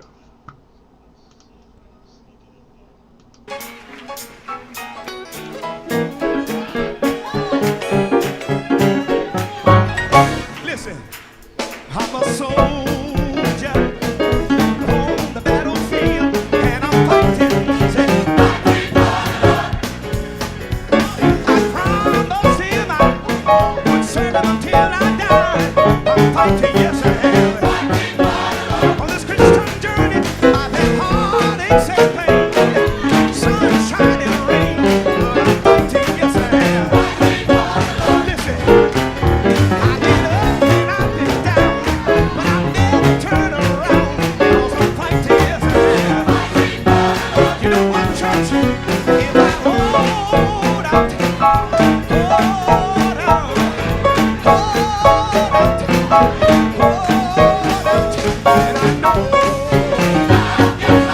on, let's do it again. All right.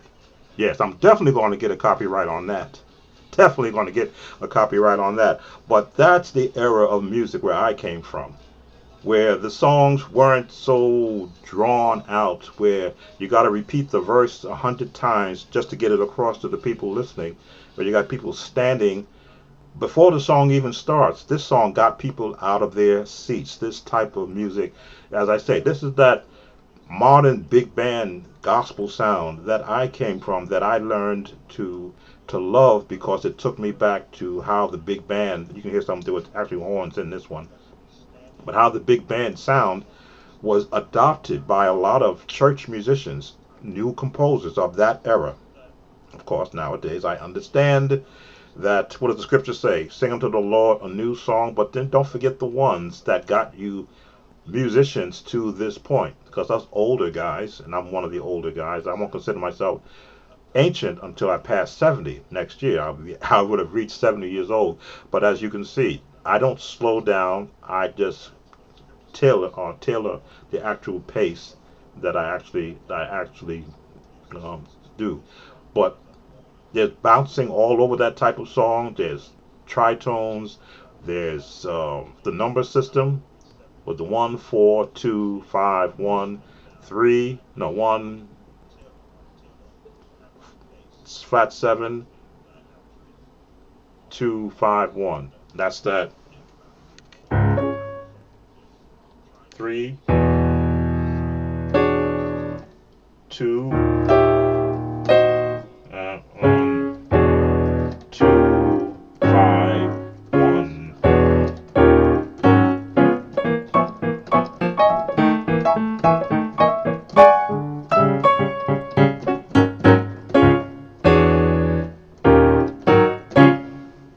Yes. My my my kind of foot stomping music. And yes, I've got a program called El Clapo that is designed for giving you that foot stomping, hand clapping effect that I can pull into Logic Pro. So that you take advantage of all this technology. Again, it's unfortunate that a lot of musicians won't embrace where we are today. Yes, you should be afraid that you giving computers the keys to life. I understand there are some people, and it's just I'm just digressing just a bit.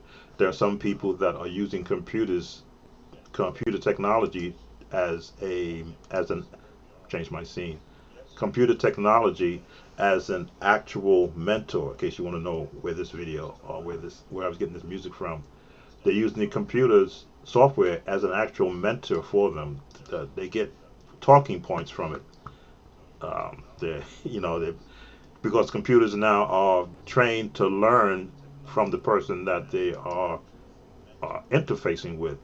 What do they like? What do they don't like?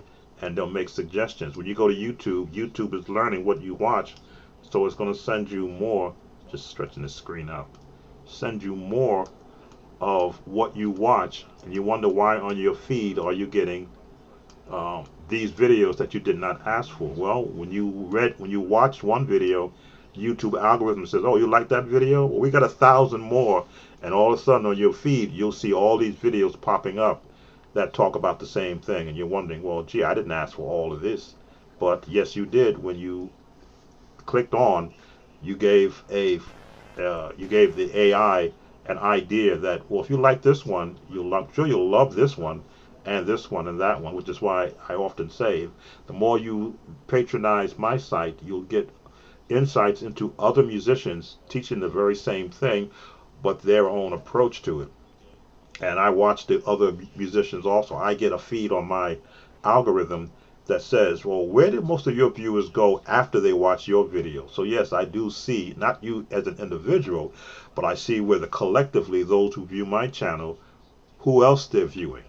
I go, okay, let's see what they're doing over there, because where I may get 50 views on my video, another person that my viewer went to has got 10,000 views on their video. So I'll go there and go, gee, why did they get 10,000 views? What am I not saying? Or what can I possibly add to the conversation from my standpoint? And I recognize the fact that traditional gospel is not the talk of the day. But because, not that I'm more comfortable being here, as you can see, I can learn anything. If it's got a music attached to it, all I got to do is understand, well, what are they doing? How are they putting it together?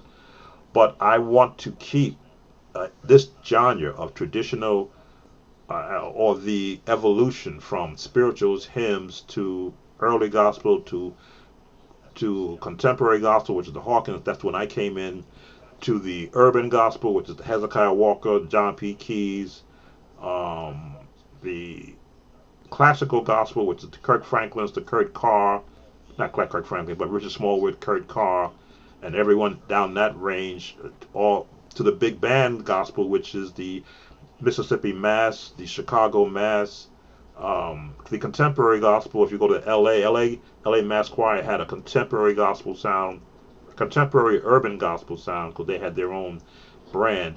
And so many different areas of the United States had so many interpretations of their gospel songs. I had to learn all of them and then borrow from all of them a touch, a style, a chord change, a movement, and apply it to other songs, and found out, hey, it fits. They just did not use it, but it still fits. So I try to look at music as a totalitarian,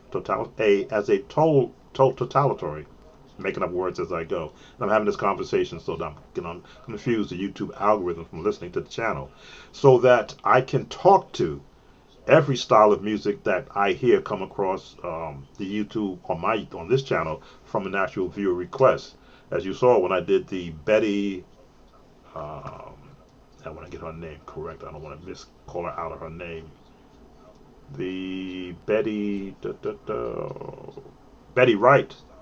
Again, when I heard Betty Wright, I'm thinking the late Timothy Wright's wife, and this is Betty Wright, she did that? Oh, Betty White. Okay. Once I heard it, I'm like, oh, okay.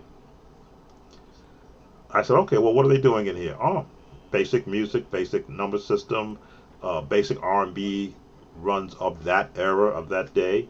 Because, you know, what Earth, Wind, and Fire was doing is still relative to today's music. They're just not doing it with a big band. They're doing it all electronically.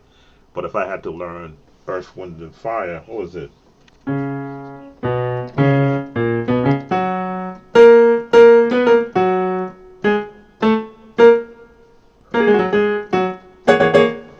Yes, I can do Earth, Wind, and Fire because it's the same notes of a scale, using chromatic notes and pitching the notes to match an actual tone. Can I do Stevie Wonder?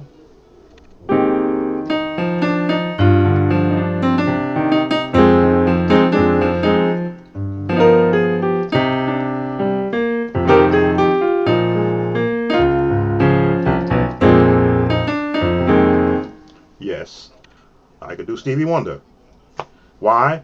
Because it's the same notes that you hear in gospel music. It's just applied to a song he wrote. But the same notes, same chords, same progressions. Just put the lyrics to the song, the melody to the song, and it'll sound like a Stevie Wonder song. If I wanted to do Jackson 5, let me see.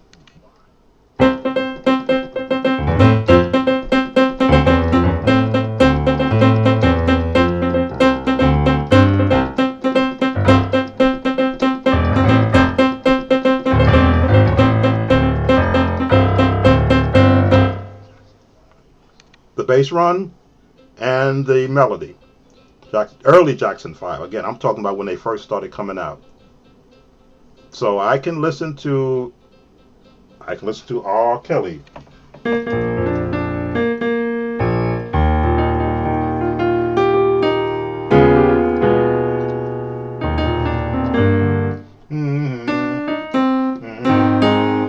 Minor.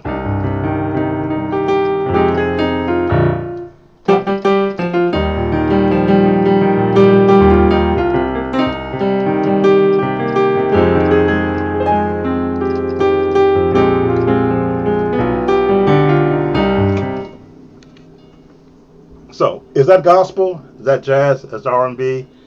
I kicked my my video. So yes, it's not that it escapes me. It's just that I hadn't had a reason to delve any time into it. I can see my camera from a different screen. I've messed up how my keyboard looks.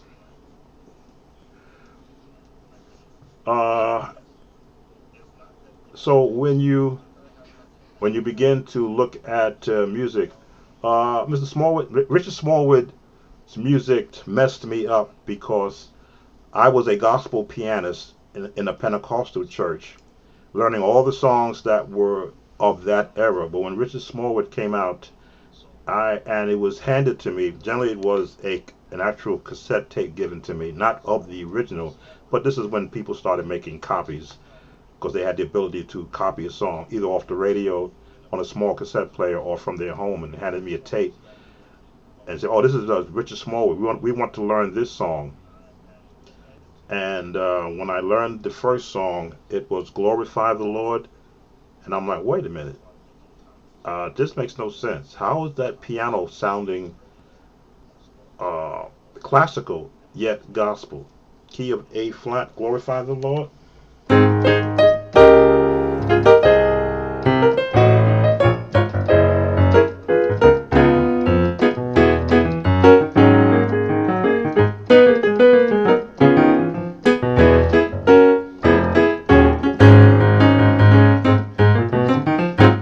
I'm like, whoa, I'm supposed to learn this? And yes, I did. And every aspect of his music, once I began to understand that it's a classical nature, throw out the gospel touch and incorporate a classical feel, which means minors and diminished. And because my background is as a instrumentalist in a jazz band, we also played classical music. So I began to hear the classical tones, and it became easier to understand where they're going. Sevenths, minors, diminished. When I learned, let's see if my camera is still, because I brushed against my thing. When I learned Richard Smallwood's "O Lord," with the Psalm 88 or Psalm 8, "O Lord, how excellent is thy name," and I had to sit there and I go, wait a minute, what is he doing? Let me see.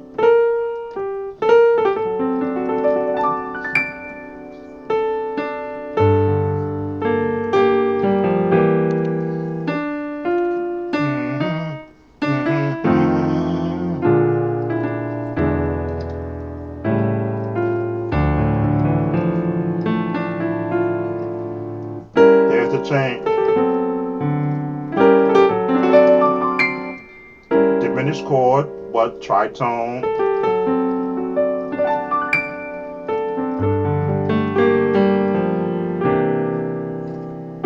There it is. Seventh into a minor sixth, into a seventh, seventh, minor,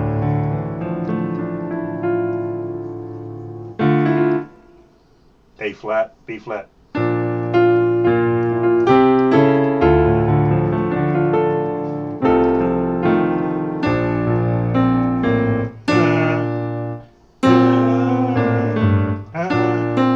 I get this wrong. How excellent.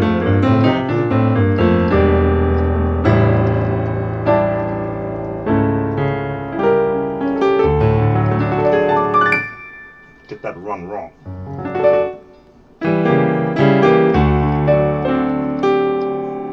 Oh Lord,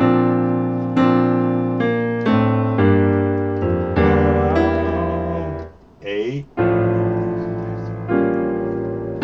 excellent, excellent. There it is. These subtle changes.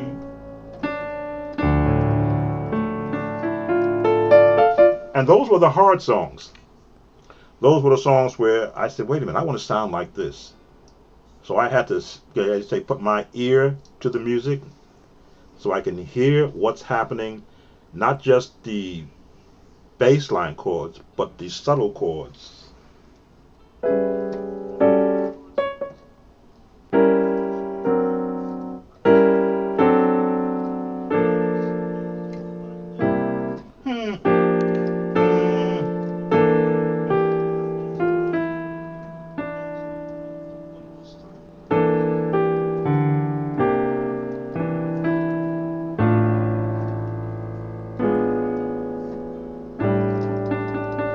Chain,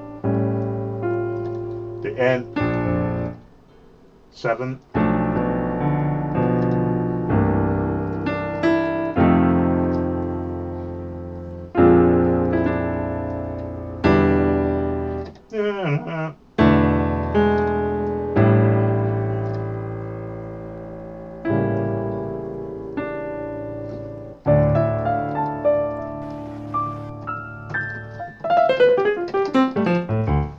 then of course Kurt Carr comes out with For Every Mountain. Again, Smallwood chords. I've got something.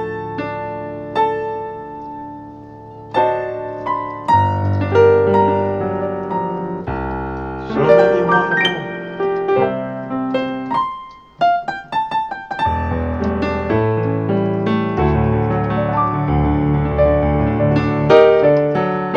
No.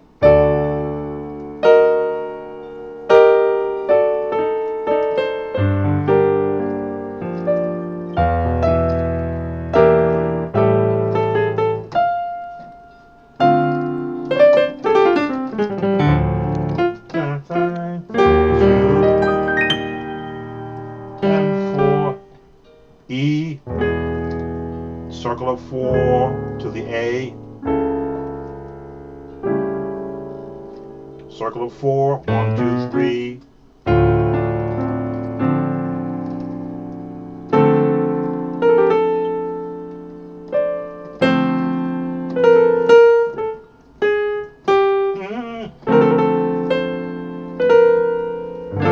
Jazz.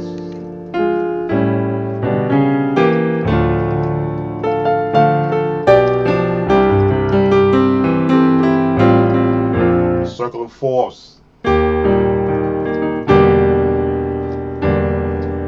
Circle of 4s. Circle of 4s. Circle of 4s. Circle of 4s.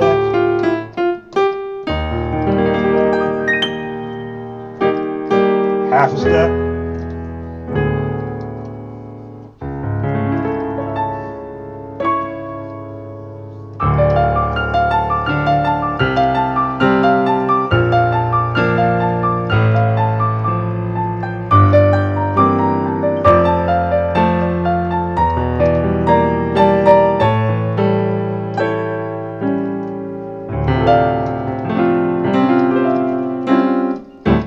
So yes, changed my whole thinking about gospel music. I'm like, wait a minute, I want to write music like this. I want to sound like this. I want to be able to play every song that uses.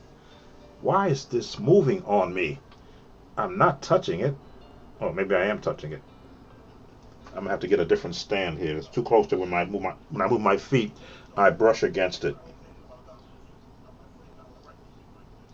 If I move the stand and move the keyboard, yes, I'll fix that.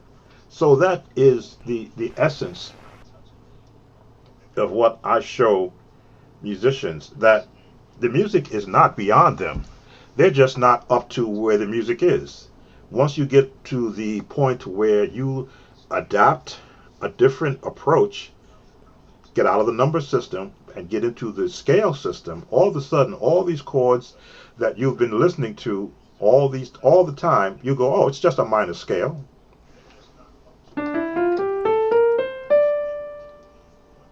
But in F, it's a major scale. So you can play in F and sound like you're playing in E, in D minor, because you're actually playing in both. Kind of. It's when you start adding all the intricate movements that bring in the different genre, classical style, jazz sound, R&B sound, along with the chord structure that you're basing the entire song on. This is what I have been revealing, I won't say teaching, but revealing to musicians who came up like I did without anyone giving them a formal direction to start. Again, no shade thrown on all the musicians out there who are starting their site teaching gospel music. I actually commend them. I actually joined their site because I want to not compete against them, because I've been out here 19 years doing this. But I want to be able to support in what they're doing, because if they're able to get a bigger audience than I'm able to have, and most cases they do have a bigger audience than I have, I want to be able to support them, that they are giving those musicians a different point of view, which may be less taxing than mine, because my point of view is taxing. You are being given a strict approach to applying a particular genre of instruction to everything that you're doing musically. This is why I can pull up a Jackson, what do they call it? Jackson 5 song, and a Hezekiah Walker song, or a Kirk Franklin song, or the Kirk and Franklin just put out a new song. I'm going to break down those chords that he has in that song and make it one of the lessons on the site, on this site, Sound of Joy, that new Kirk Franklin song. So in case you do want to get an insight as to what is he doing, he has his. In fact, can't we do that? Let me see if I can pull up Kirk Franklin new song and see where he's getting his chords from, because we can do it live right here.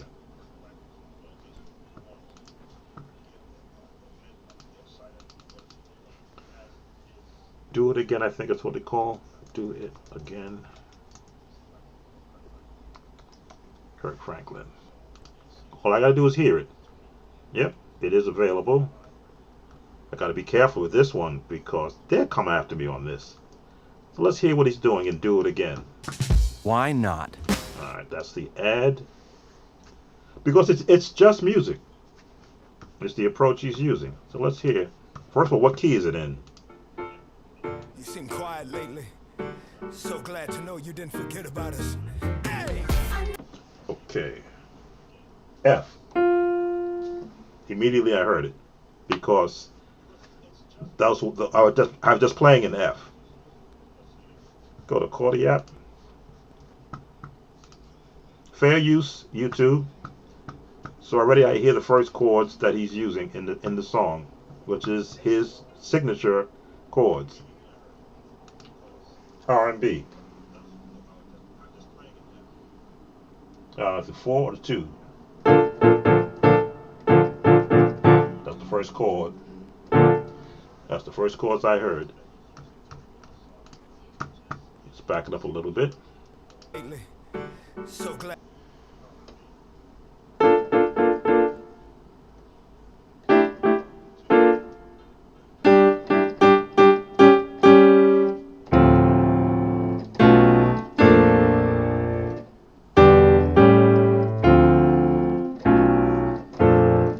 Again, I'm expanding on what I heard just to do. Glad to know you didn't forget about us. Dun, dun, dun, dun, dun, dun.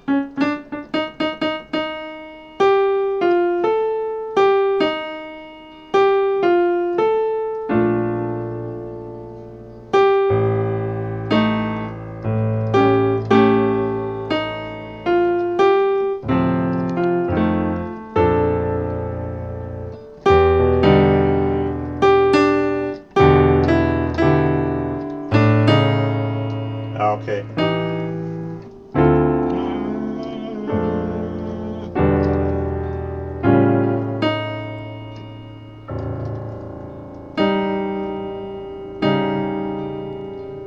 Half tone.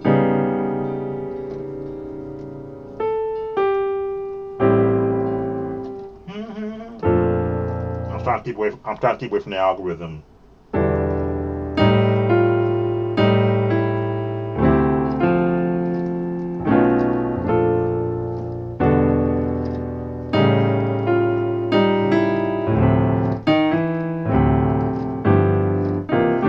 Let's see if that's what I'm hearing.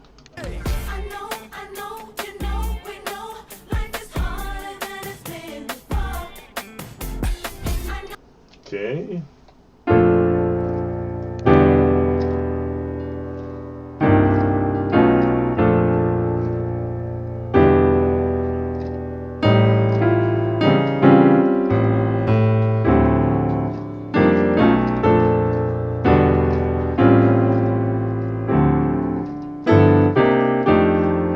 Okay, see if I can play with it a little bit.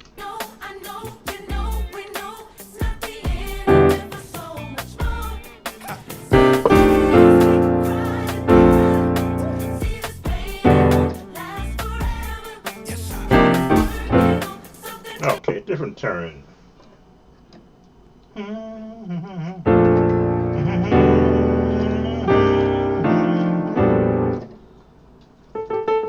Four, 7, 5, 7, 5, 1, 4, 7. All go to 1. This may be simple.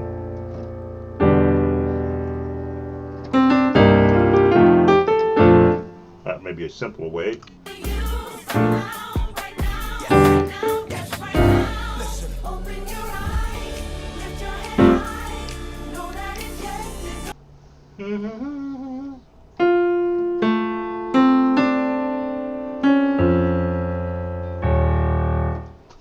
What key is he going to?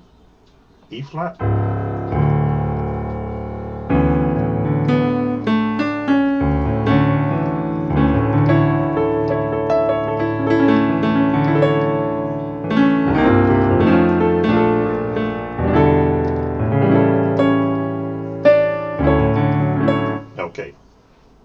Scales.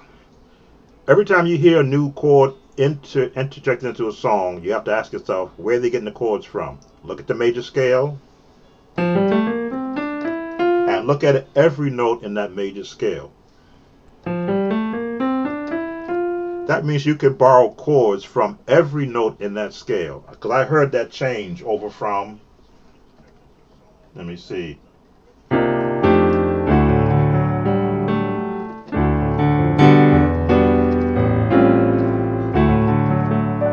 I heard the E flat scale in a chord. Back up a little bit.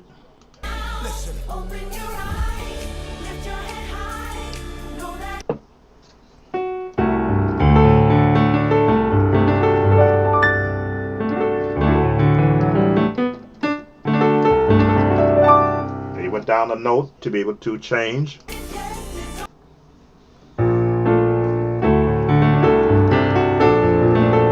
Chord stays the same. There it is.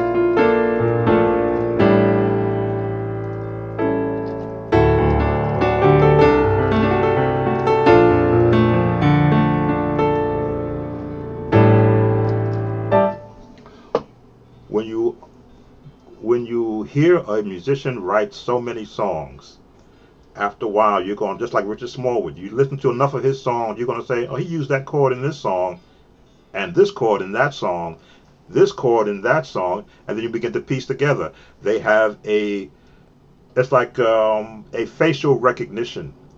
Once you recognize the chord, you know which songwriter wrote it. So I see where he's going with his chords. Nothing new.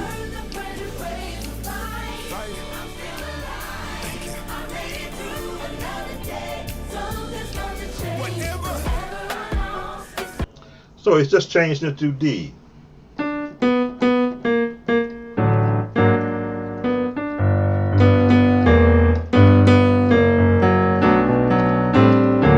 This is the Kirkland sound, Franklin sound.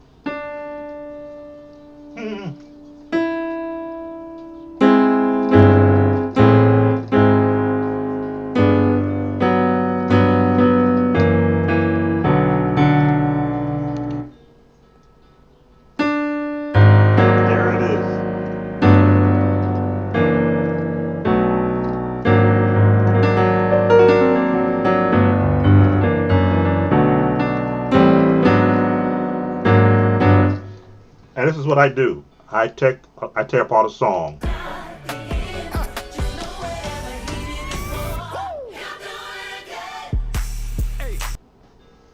So the actual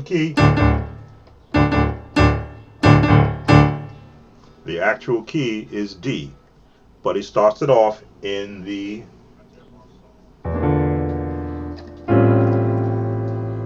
let me see.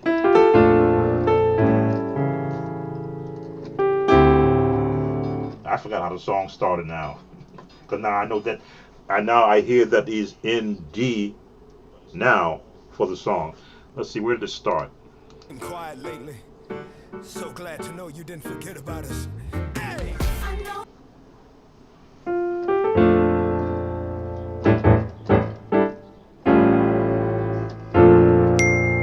So it could be in D also.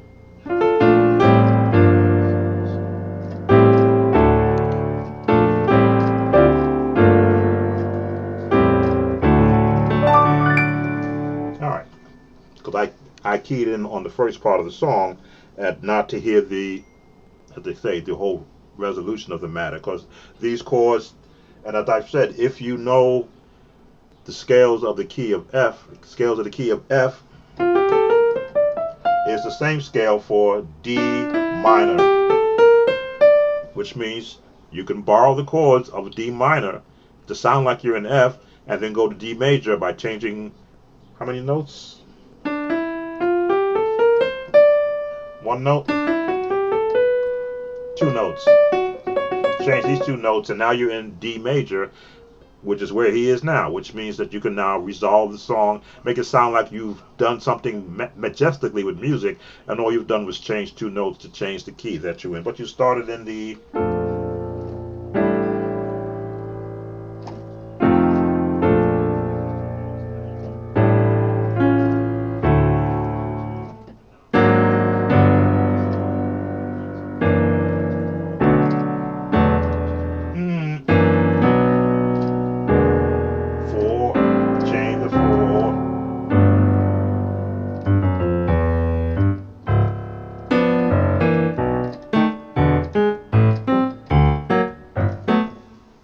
which is why I did the whole series on the cycle of fourths, so that you can see that's all they're doing is just borrowing from music theory.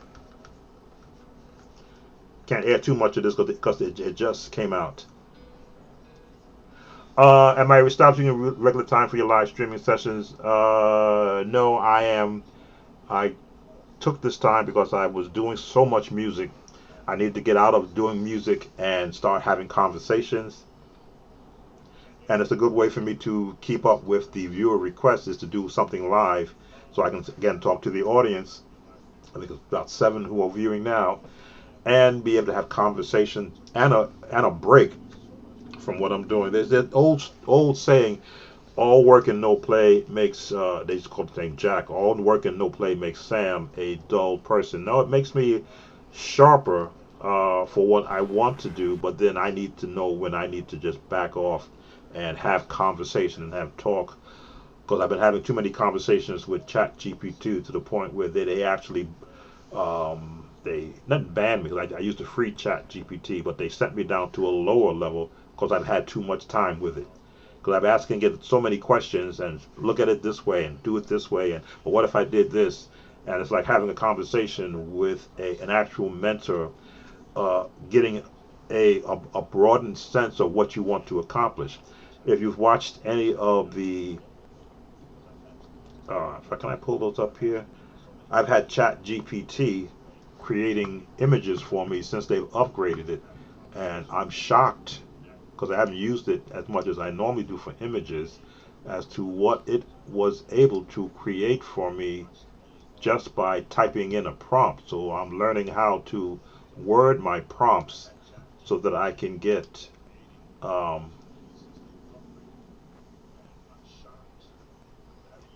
better approach. I'm pulling up my ChatGPT conversations. I don't want you to see all of them, but I'll let you see the ones that I was using.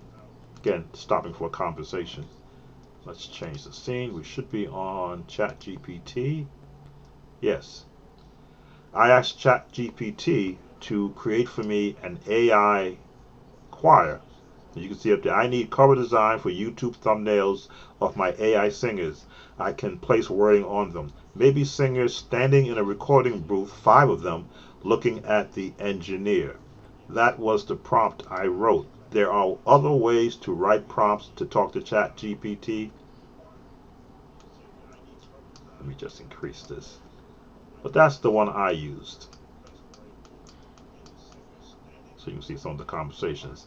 That's the kind of conversations I have with ChatGPT to help me get beyond what I can possibly do by trying to create my own image. I said, well, gee, technology is here. Why not use it? So because I asked for AI singers, it gave me an AI generated picture. I'm like, no, that's not what I wanted. So I had to, can you make them look realistic like the one you did before? This is all being generated by ChatGPT. And I know 28, you don't like the world that we're now living in. Well, some people didn't like the fact that they went from automobiles, from horse-drawn carriages, but then soon the horse-drawn carriages guys didn't have any customers because everybody was getting on automobiles. I look at it at that same point. At some point, I'm going to have to go this way. I'd rather be on the bus learning with everyone else than on the outside and I can't get in and I don't know the language. ChatGPT created for me a singer that I needed.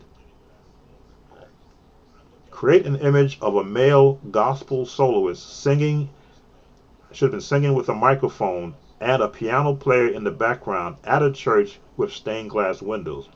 When ChatGPT created this, I'm like, whoa, where have I been? What have I missed? Nowhere did you see in my request a black gospel singer. But because I use gospel, ChatGPT and its intuitive learning says gospel must mean black.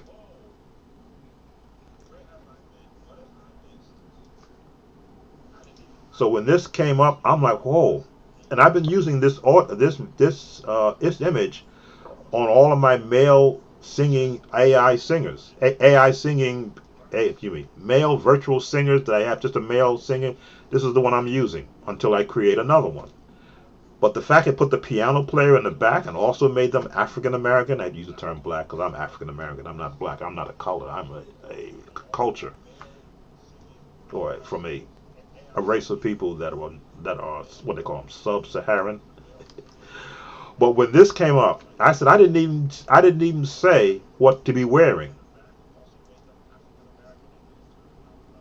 Yeah, I didn't notice that he has an actual wedding ring on, and that looks like an actual Shure microphone. And I have one of those Shure microphones down in my basement. I used to use that one. None of that came. I just said a microphone, and immediately known that black singers sing with Shure microphones. So, and you look at the detail, you go, and you would have thought I had someone model this, but this is just, and you see the prompt: create an image of a male gospel soloist singing. It should have been with a, but speaking with Sam Talbot, microphone and a piano player in the background, because I wanted to give a church sense. At a church with stained glass windows. This is where AI is for the cheap people. I mean, cheap people will have no money. This is where AI is. So when people say, well, I'm afraid of AI, it's going to take over the world. Well, you watch too many Terminator movies. I watch them too. I go back further than that when they had the Corbin project, I believe it was. That was when an AI got out of the Corbin, Stephen Forbin, I think it is, the Corbin project, when AI wanted to get into an actual baby and kidnap a man's wife and develop a way to insert itself into a woman to get out of a machine. I go back to that time of the actual AI. Yeah, Mike has a cable on it. So this is how, and because I've been conversing with ChatGPT for about over 2 years now, it knows what I do. I think I went into ChatGPT once and I shared it on the channel. I says, give me a summary of Sam Talbot's musical abilities, and it did a whole dissertation. And when I read it, I says, yep. It understood. It went to my channel, Sound of Joy. It saw all the music. It learned it. So this guy plays fusion, gospel, jazz, contemporary spirituals, and it did a whole write-up. Well, again, I'm not having them sing. I'm actually creating the singers. That's what I wanted to be able to do. Some sites you can tell it, give it lyrics, and it'll give it the singer. No, I want to be able to control every part of this. Give me singers. And if though I'm training a singer to sing for me or to sing this song in this dialect, in this way, shorten it, lengthen it, pronunciate it like that, that's what I want to be able to do, like having my own personal singer. But just to do that, that's when I said, again, you see all the prompts, all the conversations I have, when I wanted a thumbnail to put on my page. I said, well, I want human looking. Then they gave me that, and I'm like, still kind of an AI. So then I asked it to put me, I gave it an image of me, because you can do that. I said, well, create an image for me of me playing in front of a piano. And I gave it my image. I uploaded my image in my Sound of Joy hoodie. And it came up with that, and I says, no, I think I'd rather create my own images, thank you, of me. I'll figure out a way to do what I want to be able to do. Let me see. What did I tell it? What was the prompt? Can you make a prompt for a gospel piano instructor site using a picture of me in front of a piano, keyboard, and computer? And that's the conversations that I don't mind sharing this conversation, because it's me talking to a robot, a software, what do they call it? Something with the word intelligent.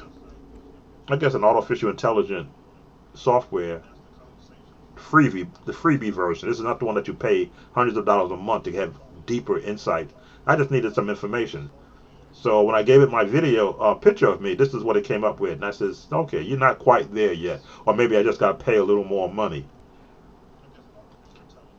So again, more conversations. So I said, you know what? I need a singer, because a lot of the AI voices I use don't sound African American. They sound, how can I put it? They sound English. So I said, well, I need a image of a young woman. How did I put this? Realistic head to waist of a young American female gospel singer with soft blonde hair, styled naturally. Again, I'm becoming more asking of what I want to see. Naturally warm, Midwestern smile with a lit, inviting and joyful expression. Lighting is soft, flattering with subtle studio stage background that suggests a musical setting. I think that's what I think I asked for that, and it gave me the prompt. Um, Learning ChatGPT is learning how to talk to it in a way that you're asking a question looking for a result. So if you ask very little in your question, it'll give you what it thinks you're talking about. But if you become more specific, it'll give you what you asked for. So that was the first one that I got. Then I said I needed a front head-facing image of a black American singer, and ChatGPT created this.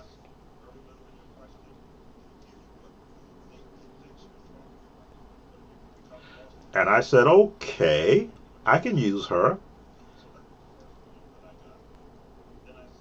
But then I wanted to have a vocal that actually moved their mouths and sing to a song. And let's see if I can pull up that. I should be able to pull that up, because that's the image that I used. Give me a chance to pull up my virtual, from a picture, a singing picture. Now, where did I send that? Was it in downloads?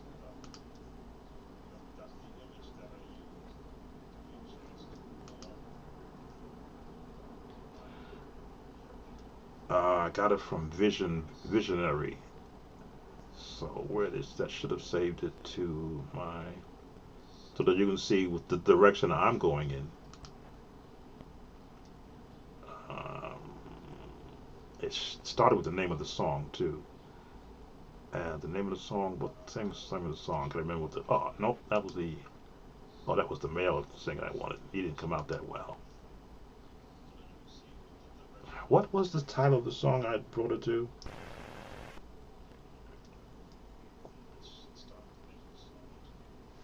I can't remember the title of the song that I used to make the image now.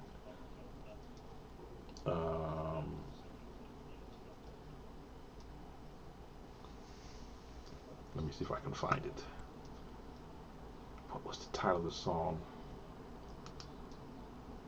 So I did it also with the male singer, and it looked horrible. Didn't look AI-ish, you might say. Oh, here it is. I got it. Is your role on the... So let's see. I should be able to show you the video. I got the file. Let's show it, please. Is your... All right, let's change. I gotta change the view. Let's go here.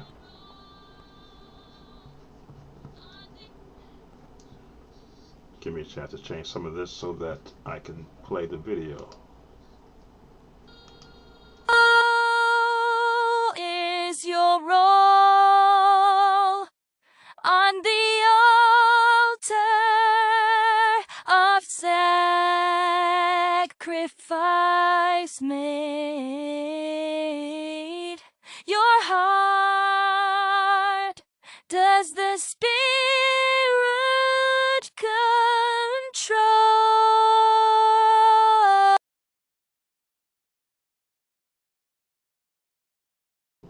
You have to ask yourself, where are we going with this? Or where am I going with this? That video is from a picture. Excuse me. Is your role Stop. on the altar of Stop. That image singing is from a picture. This picture, I sent it to another site, another artificial intelligence site, and that says, can you have this picture sing these lyrics? All I had to do was upload the audio file. Took about 2 minutes, and it sent me a video of a person mouthing out. Now I only got, I think, 29 seconds, because I'd have to pay a bit of money to be able to get more than, to get 3 minutes of someone singing. But this is where I am going. Once I find a site that can give me what I want to be able to see, is to create a song, have a visual representation of a singer singing it, not just a soloist, but I should have used this one. But this is all, again, created by Chat GPT 4.0, the free version. I didn't pay for this. This is the free, which is why you get a certain amount of minutes with it before they push you down to Chat GPT 4, basically. This is where technology is going. There's my male singing group that I wanted, with a I call it at the time, black gospel men dressed in suits singing with a bass guitar player and a microphone stage in a church. I should be able to bring that out more. All created by ChatGPT. Then I said, well, you know what? There should have been another one I ordered.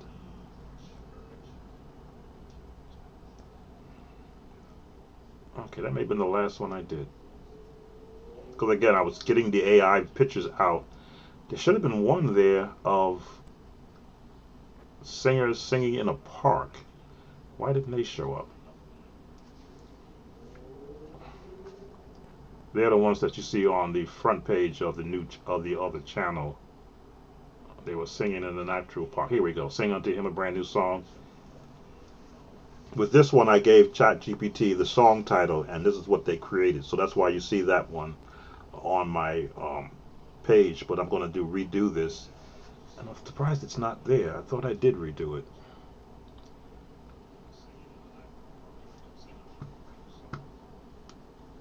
Again, a lot of what I want to be able to talk about is music and technology, how musicians should be embracing the world we find ourselves in right now, because it's not going to go away.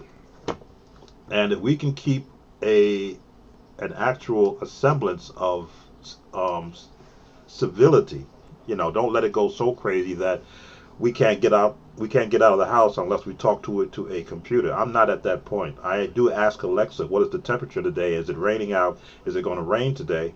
And where are my packages I've ordered from Amazon? And it does answer me to the best of its ability. So I will use it for that. Just like I talk to my Siri watch, and I use it to monitor my heart rate. In fact, I just said Siri, and now my iPad is start flashing. Nothing. I'm good. Siri, nothing. Turn off. No, don't do that. I said, I went to it. It's actually watching me now. My iPad is, because I called its name and said, do this. It's asking me, do I want it to, and I said no. I gotta watch. Yeah, we are being monitored 100% of the time, and yes, everything that we say is being recorded somewhere, so that if we ask a question, they'll have the answer before we get the question out. But this is where I'm waiting on Siri to stop listening to me, and it's not. Okay.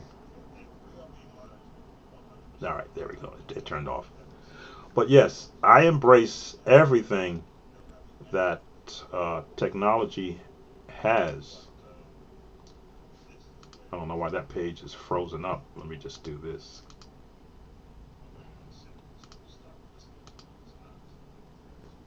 That page just froze. There we go.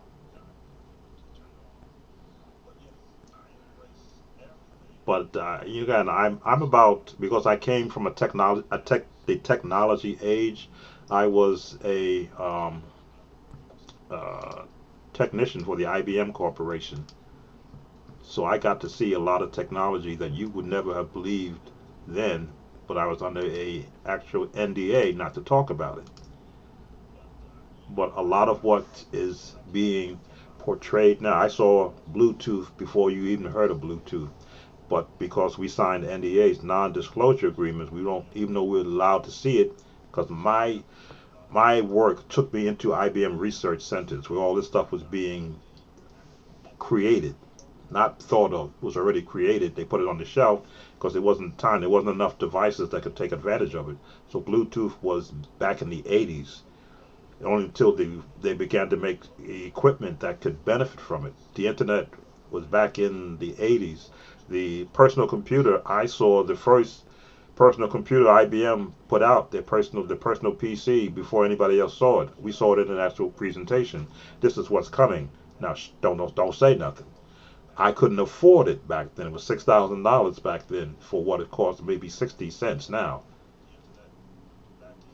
So I was always intrigued, especially when I saw them play on a keyboard and the notes appear on a little green screen like this. I said I want to be a part of that, because I can see myself creating sheet music on a keyboard and watching it pop up on the screen and then print it out and share it with musicians. So I've done that.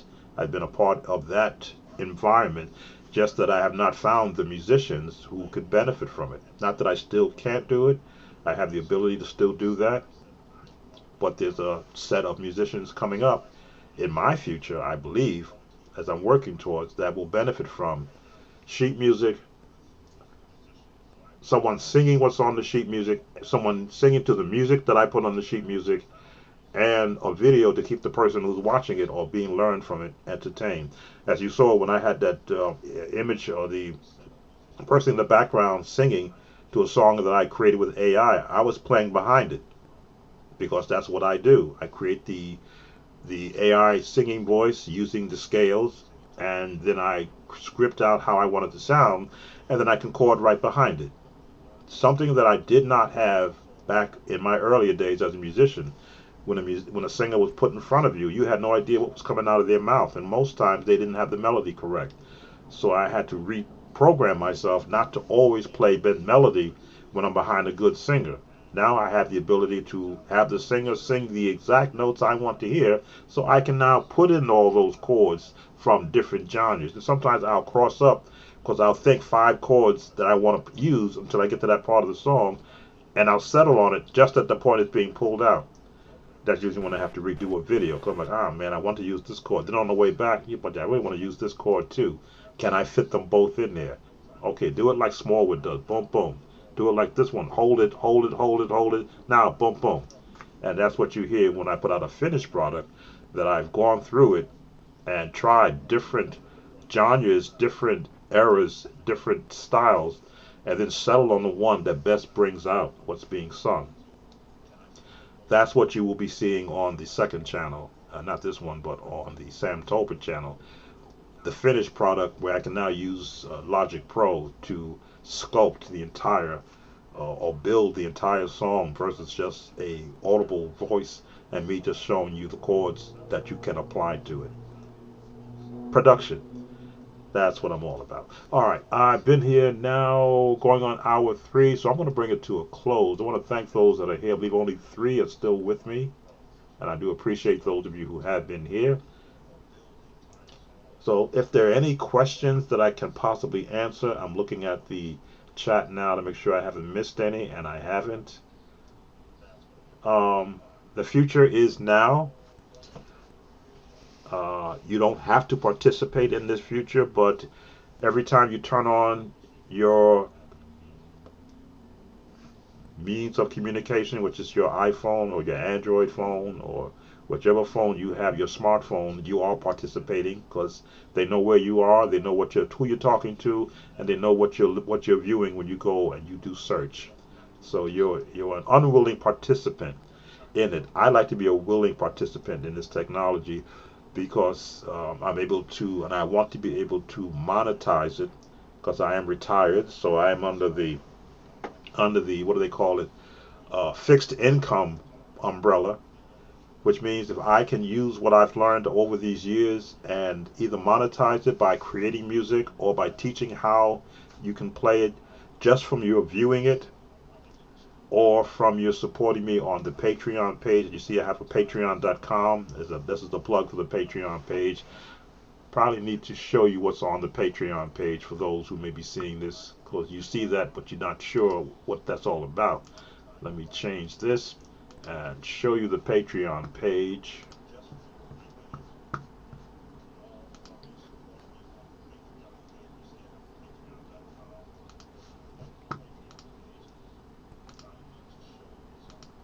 I just want to pull up what you would see on the Patreon page.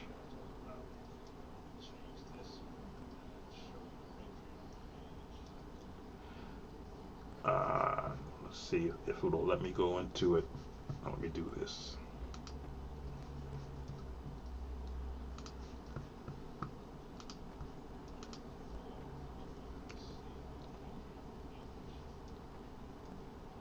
Alright, it won't let me do that. I don't want you to see everything the page shows. The page shows a lot on it. Okay, I'll have to do this. Let's do it like this. We'll figure it out.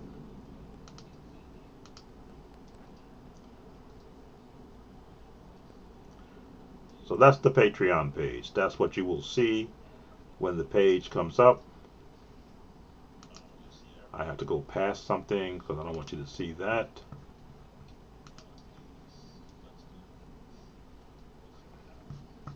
Okay, go back to the page, and I think it's good. So on the page, this is what you will see. All my AI productions are free for those who support the page. It's only $5. I try to keep things in a way that it's affordable. $5 a month, you get access to all this information that you can't get on YouTube. These are all the things that are part of this page. You get practice audio files. Anything that I create, you get a practice file. You get these chord charts. You get lessons just for the Patreon members for their support, the AI files.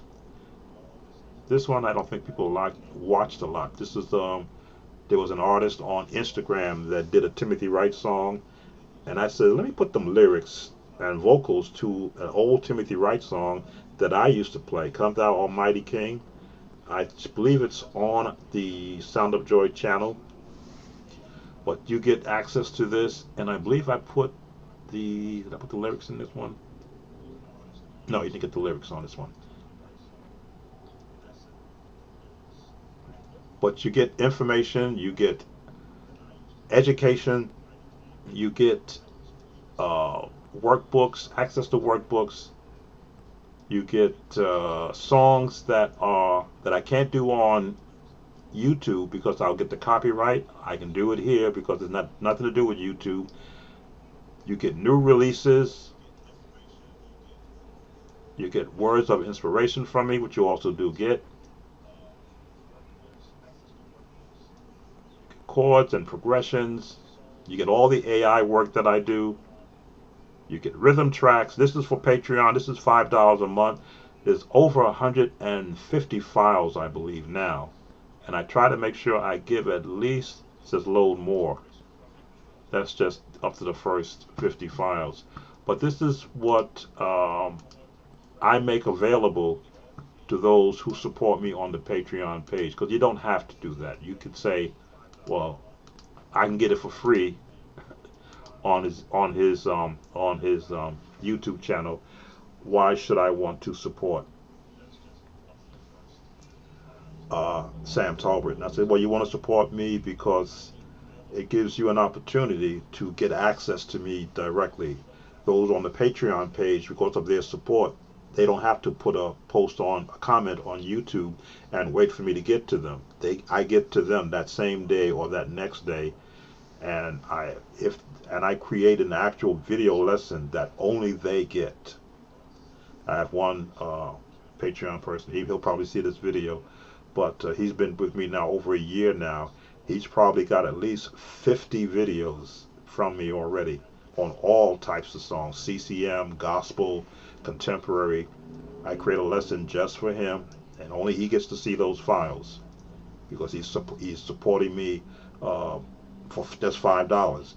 And he gets his video made before anybody gets their video made. And others that also support me on that platform, they get videos made also. That's my way of saying thank you for supporting me and believing in the vision that I have to help musicians to become the best version of themselves. And by the way, here's some AI stuff that I'm doing. So if you need to learn how to play for a soloist, here's an AI version of a song I just created. Here's the soloist singing, here's the group singing, and here's a video showing you how I put the chords together and where the chords come from. That's what the Patreon is about, supporting me as a patron and Patreon. And I give you everything I possibly can. And yes, if they request to help them in creating a song that they write and they want to know what it sounds like, they get that also. All they have to do is ask. Whatever I can possibly do to support Patreon members who are supporting me monthly. And their support makes it possible for me to have upgraded into actual Studio B where I am right now. Their support makes me get lighting and to get, what else I got? The M4 computer with more memory. What else did I get from their support? The audio box that I'm using to do this. So that support, and of course, the software that I'm able to purchase and to keep subscribing to, that I can again provide more for them. So these are all the avenues that I take advantage of. Why? Because I've watched so many other sites. They do the same thing. They're doing better than I am from a monetary standpoint. I'm doing enough to keep current, and hopefully as I create more of the virtual singing brand, from a gospel standpoint, I will get clients who will say, well, gee, I wrote a song, I have no singers. What would I need to do, or how would we proceed so that I could hear what my song could possibly sound like to present to a workshop, to present to my local choir, so that I can enjoy it in my own presence of my house, hearing a song I wrote, played with your expertise and your ability to sculpt singers. What would something like that cost? What would I have to support you with to have that come to fruition? That's the avenue that I'm currently on. So the better I can get with the support I get, helping those that help me, I can now position myself in this virtual intelligent age. I'll call it VI instead of AI. That should make 20H to feel a lot better. Virtual intelligence versus artificial. In this virtual intelligent age, how can I be a participant and not just one watching everyone else do it? There are other channels that I go to that are now coming across what I've been doing, and I'm joining their channels because they've got a bigger audience than I do, letting them know, hey, I've been using this since last year, and this is what I do. I create gospel music. I create virtual songs. I recreate, I think I recreated the song Misty, and I did it with one of the early AI virtual vocalists. And so much so, it sounded so well that YouTube flagged it. And I said, okay, I'm glad you flagged it. That means I did a very good job in my learning of it.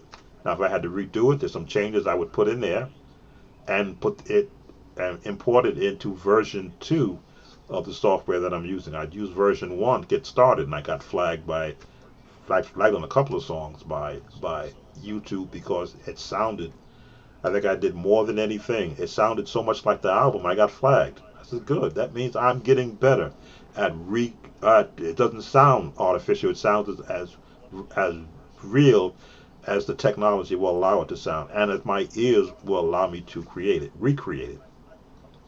So that's a mouthful, but that's where I am right now in branding out to a different era where I can see growth in from my standpoint. Now, for those that are doing the EDM music and rock music, the creators of the virtual vocals, they're more for the anime type music and the EDM music, and I think they're now branching off into that hard, heavy rock sound. I've asked them through surveys, hey, can you get a gospel singer preferably an alto, but a soprano wouldn't be bad. But I'd like can you synthesize or bring in a gospel singer and let them create vocal algorithms that I can use so that I can now venture down another era of music with a rough sounding gospel singer, the James Cleveland type, never Roberta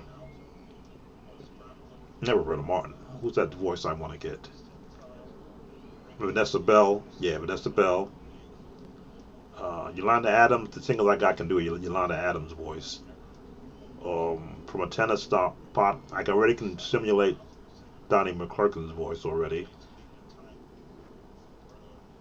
Who would I want to sound like? Well, again, there are some sites where you can send a sample of someone's voice and have it recreated. That's not what I want. I want the actual voice where I can actually sculpt around it for an actual production I want to do. But that's where I am, along with being over 3 hours, 3 hours and 8 minutes. I was trying to keep it from going to 4 hours. But just so that you can see what I'm all about in music creation now. But this channel here, it was designed for the active church musician or the would-be church musician who's looking to go into this realm, who don't have anyone to give them insights as to how to do this. I'm looking at one of the earlier videos I did there with how to gospelize a melody. I think that's 248,000 views 12 years ago. That was made with a cheap camera hanging off my ceiling down in the basement with the Yamaha keyboard that I had. I think I just got that keyboard. But that's how there's a video, praise him. Pull up this one. When you say let's go to breakfast, because I'll get a copyright on this one. There's this video that I did, one of the earlier videos that I put out there, on my father's Hammond B3 organ in his house with a cheap camera that I wanted to copy or capture how I play the Hammond organ. Because you would think that I'm a actual piano player. No, I'm an organist. I learned on the Hammond organ, my father's Hammond organ. Come on, go back over here. My E-cam is bouncing all over the place while I'm trying to resize this window. But I learned on a Hammond organ. Not this particular one, because my father's had several of them. But I'm really a Hammond organ player. True and true. I do piano and keyboard because it's more convenient. But if I had a Hammond organ, I'd be doing strictly Hammond organ things. Let's see if we can skip this. But this was me back in 18 years ago.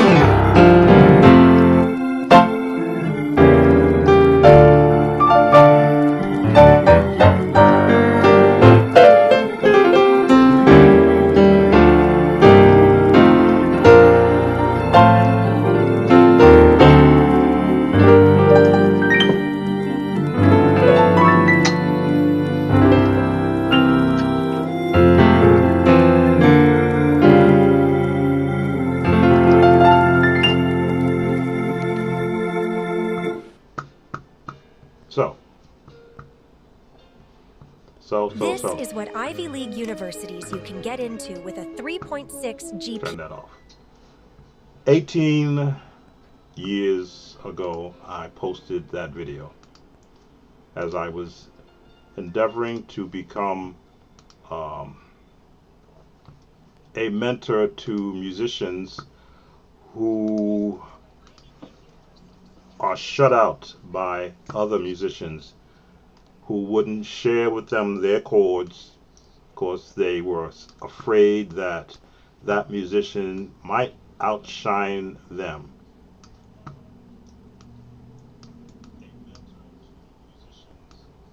So if you ever had a question as to, I gotta fix this because I can't leave it looking untidy.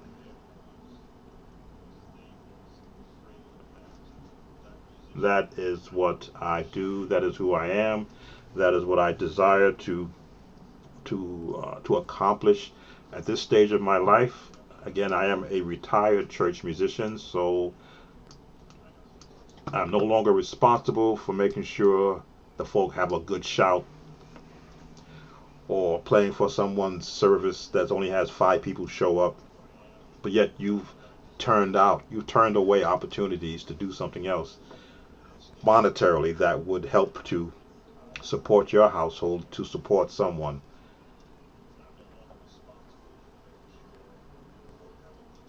Oh, and that's praise him. Well, again, that was a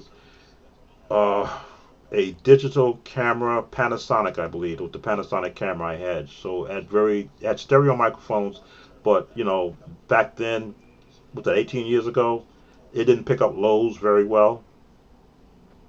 I've gotten a lot better now with software for my Hammond organ sound. And if I were ever to record myself on a live Hammond organ, I would have a USB device, and I'd have 4 or 5 speakers and different not 4 speakers, 4 or 5 microphones mapped around it to capture the correct sound for a Hammond organ. Although some people are able to do it with their iPhone or with their Android and get a nice sound also. But that was then. As they say, that was then, and this is now. So I'm certainly thankful for those of you who have stayed, those who have popped in and popped out, those who will be watching the replay. I know YouTube does not have a live person monitoring the page, so I expect to see. Generally, I get it as an email to my email account. We have what's the word they use? They do it a very polite way too. That they have potential copyrighted material aired on your stream, so we cannot monetize this stream because of that. Please contact us if you had permission to. They make it nice where they say, oh, it must have been a mistake. That's how it got on your stream. That's not a mistake. It was purposely done, but I tried to do it in a way where I would be a teaching moment. I think they use the term fair use as a blanket to be able to air someone else's stuff. When it's conversation that you stop and you talk to it, that's repurposing it. But when you just play it out as straight music, then they think you're just trying to get more views with someone else's music, which they say is, and it's correct. You should not be monetizing someone else's music on your site so people can hear it. So they'll either cut it up where you get a piece and they get a piece, or you won't get any of it. Most times I don't get any of it because it's too well aired. Then I generally say, okay, mute those parts of it that you can hear. And I've been getting away with, if I play over it, it's sort of confused. Is that me playing, or is that the actual piece that's playing? And I've been able to skirt it kind of like that if I have it down low enough, just to show the chords and how they're being placed. But for the most part, I want the musician who's asking for that particular song to see that the chords are right in front of your fingers once you've trained them how to find the notes. And that's all it is, training your hands how to find the notes. And you've heard from my ears, when I start playing a song, I'm within one note, sharp or flat, or right on the key it's in. And then I go right to the changes that I've practiced, which you've seen on this channel. This entire channel, over the 3,000 videos. Let's say how many videos I have here. 3K videos. All 3,000 of them are not as polished as I would say the last 1,500. The last 1,500, I was able to upgrade the computer, get the Chord app, and then just start churning out videos to help musicians to now see what the chords I'm playing look like and give them the actual designation. But some of the earlier videos, I did take the time to edit and put in text chords so that you could see what a C chord is, and I will call it out. I would name it out. Chord app makes it possible where I don't have to now spend the time of editing. I can just create it, let you see what's there, and then move on to the next video. So again, I thank you all, those that are still here. There was 5 that are in the room right now, but I thank you those that are here. Let me recognize those who have been participating, starting from the very top. Gia Albert, Dimitri, we did your 2 songs. They're not church, what they just chords. Jeff Armstrong, who came in 28. DB Moshe. I believe there was one more. Yes, Reggie Music. Gintz. Light Rich Studios. And I think I've got everybody. There's always the last person that comes in that gets to be the last commenter on the stream. Yes, I've got everyone. So thanks for coming in. Will I be doing more like this? Now that I've got this set up in Studio B, because the A studio is all the way in the basement. Sometimes it's kind of cool and damp down there, or the it's like if I'm paying for a house, why only spend a majority of my day in the basement? So this makes me come upstairs. I get sunlight, direct sunlight. It's more cozier. As you can see, I've got the eCam now, where I like with the setup I have right now. So it lets me to grow into this space. But still, a lot of the work that you see me doing with the AI will be done downstairs, because I have a much stronger system. I've got more software on that system down there. I try not to overload the system that I just built, because it was basically built to be my B studio, to do things like this, to have one-on-one sessions where I can actually have a view of the person who I'm talking to and do the actual lesson without turning on all those systems I have downstairs. But do appreciate everyone coming in. And of course, if you have any questions or comments, if you haven't brought it up right now, please leave it. Share this channel, what this channel is all about for musicians, with musicians in your area. I won't bite. As I say, sometimes I do get comments that at the very outset I don't appreciate how it was worded, but then I think about it and I go, okay, I don't know this person, they don't know me. They've only seen one video and they got an impression that I should be as good as the person they just came from. Well, if I tell them, come back to the channel, before you complain about one video, check out the other 2,999 videos, and then let's hear Austria, 2 He's all over me with no AI. Okay. Give me some singers, and we'll see what we can do about that. And thanks for staying up to 2 a.m. over in Austria. As I say, I will make. I'll sometimes comment to the fervor, or to the tone, I should say, of the commenter when it is to critique in a not so positive way one video, and maybe 2 minutes of a video, because I get to monitor the average view of a video. I'll put up a video that has 19 minutes of information on it, and I'll see that the video only gets on an average 2.5 minutes of view. I'm like, well, gee, if they're only seeing 2.5 minutes of it, what did they do with the other 17 minutes of stuff that I covered, chords and progressions and how I got to this chord? 28. Well, if you're a singer and you have the ability to get a microphone and do me a nice wave file, send me over a song, and I promise I won't put any AI singers around it, but I'll see what I can do to put some music around it to you and send it back to you, and you could get your YouTube channel up and going, and you could sponsor 28 songs by 28. And I believe you have the 2 bulldogs, if I remember right, or pit bulls. That's right, pit bulls. You can play it in the background, and they can hear your voice coming out of your device, and they don't see you talking. some music around it. I should do that. I should investigate. Is there songs? Are people doing songs for their pets? See, that's who I am.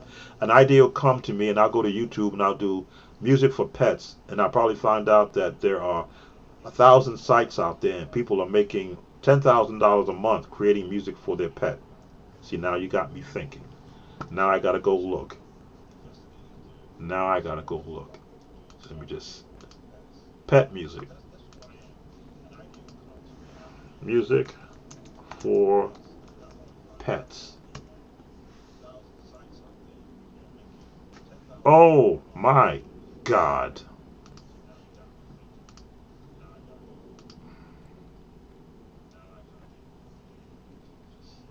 And I say, oh my God, because I look at what the views they're getting for doing music for pets. 59 million views, 15 hours of deep. And again, YouTube is its own country. And no, it's its own universe. 59 million views for music for pets. 565,000 views. 745,000 views. Why am I not doing pet music? Someone is doing a live. 25 hours. So now I gotta go listen to what does music for calming pets sound like. Why am I doing gospel when I should be doing pets? 6.3 million views background, yeah, for pet music. 839,000 views, 2.9 billion views, 24 hours of deep sleep dog calming music. Yeah, this is why I'm on YouTube. When a thought comes, I go, nobody's doing that, and I'm like, huh? Why am I not doing it? Fido needs music too. 1.9 million views 9 months ago. How long is the video? 11 hours. I'm not gonna do 11 hours of music. You know how much hard drive space that is? But then to get those kind of views, 24 hours, 1.3 million views. You can put anything up on YouTube and see if someone is doing it, and you're gonna ask yourself, well, why am I not doing it? 1.9 million views, no ads, music for dogs, relaxation tones. So now I gotta go listen. I'm not gonna play it here because they'll definitely come after me. But now I'm curious, what are they doing? What does it sound like? 17 million views, 7 years ago. Okay. Generally, what I do is I pull up these sites at a site called Social something, where I can see how much are they making, how much are they monetizing making music. Because I go, gee, how come I'm not doing that? Look at this, 8.6 million views, music for relaxing your puppy. Well, I'm trying to bridge out on what I'm doing. Jazz music for dogs. Okay, all right. Now we're getting into my world. Now I'm gonna have to go and do my research.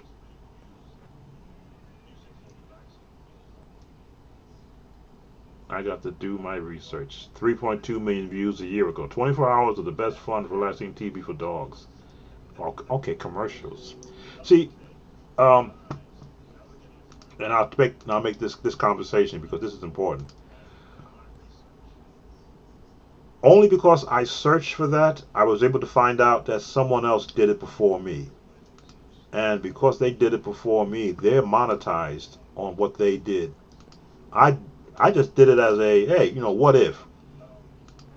To find out now that that people are monetizing themselves doing music for their favorite friend.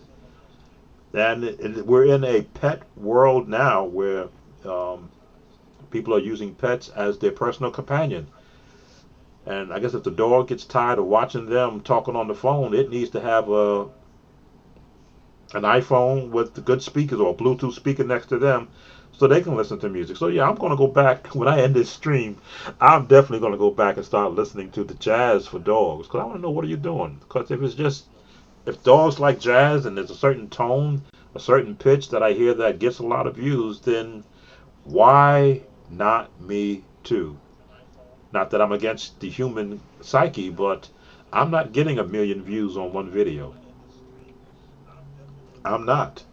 I think the highest view I've got on one video may have crossed 280,000, but that's because that video is from 16 years ago. I think it was the greatest I faithfulness I did.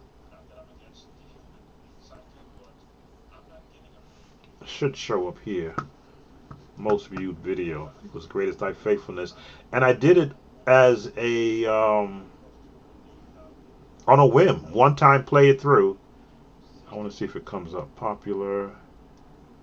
Okay, so the most popular one. Oh, out there it is. I Surrender All. So it shows you the most popular one. So How to Gospelize a Melody was number 1. I Surrender All was number 2. Over 200,000 views. Never Would Have Made It, which I don't get monetized for because I did it too well. It's 218,000 views. Praise Him, which we just did, 184,000. So you see the earlier videos when I started on this journey of YouTube got the most views at a time when you weren't monetized, and then when it became monetized, some of them got flagged because the song was placed on YouTube, and then all the gatekeepers started showing up. I'll put it like that. Oh, you can't play this song. You can't show it how to play this song because you don't have permission. As you can see, that Never Would Have Made It one. That's when I started putting the actual text on the screen. I started putting the actual text on the screen. This is 17 years ago, because I wanted people to see what it looked like. I turned the volume off so you don't hear it.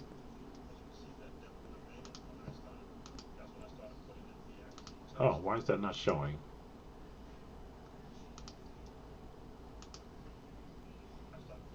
There it is. I turned off the volume on it because I got flagged on that one.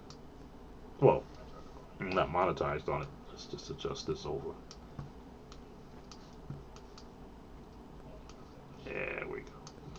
But as you can see, Never Would Have Made It. And I would put the chords in because I didn't have Chordy app then, but I would write them out. And that's my old Ensoniq KT78. I got 16 years out of that keyboard, I think, before it gave up. Electronics blew out on it. But you get to see the chords, and you get to see them written out, and you hear me talk to it. I'm not going to let you hear it. And that's 17 years ago.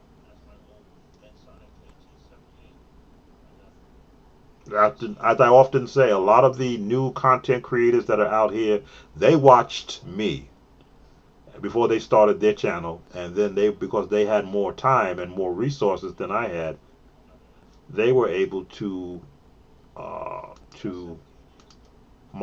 only monetize what they're doing, what I've been doing, because I didn't get monetized until 2020. It's 2020, yeah, 2020, and I've been asking for monetization since they made it available. I couldn't understand, well, what don't I have? For some reason, they would not allow mine to go through, and I couldn't figure out, well, what am I not doing that you won't allow mine to go through? And finally, 2020, they said, oh, you're now monetized. I said, well, thank you. Because I watched everyone else who came after me get monetized doing what I'm doing. And I'm like, when is it going to be my turn? So, yeah, a little bit miffed at that, but I'm thankful that I am now monetized. Let me just adjust this so that I tell you, I need to see things in order. Shouldn't have covered that up. There we go. So, what I want to be able to do is grow the other channel with and I'm going to call it virtual vocals, not virtual intelligent vocals, VIV. Maybe I'll put it like that versus, I think I named it, I named it virtual singers. We'll keep it like that, so that when that finally does take off, I'll be positioned with, I want to have at least 100 videos, full complete songs, not just the piecemeal shorts. Well, the shorts let you do 3 minutes now, so I'll take advantage of that. Maybe a verse and a chorus and then like that of a quick song. But just to have an entire catalog of songs already done, Some may venture into some other genres of music. That's okay, because it's about using technology to better position yourself from a natural monetary standpoint. Because I got to eat too. The wife's got to eat, and when it get cold, she gets cold real easy. So I got to pay extra to heat the house up for her, which is a good reason why I like being in this room, because I'm not heating up a whole basement with the house heat, and with a small blower. I can actually sit up here and enjoy the heat of two radiators that once I turn on the house for her, it's comfortable in here. So there's a method to my madness, you might say. I'm always looking ahead as to how I can make things a little bit more comfortable and presentable in this format. And even doing what I'm doing right now in this format um, gives me encouragement that I should do more lives and do it like this, where I'm actually going into different genres of music. And as you saw, music for dogs. I there's got to be one for cats too. I'll put it like that. Or goldfish. So I'm going to investigate what kind of music are they doing, because it's all just music. Maybe they don't like the piano. Maybe I can find out of the 3,000 sounds on the keyboard, I can hear what they're doing. Let's see.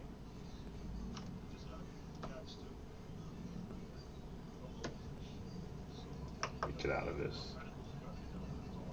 What might... Well, I'm sure I can go and find an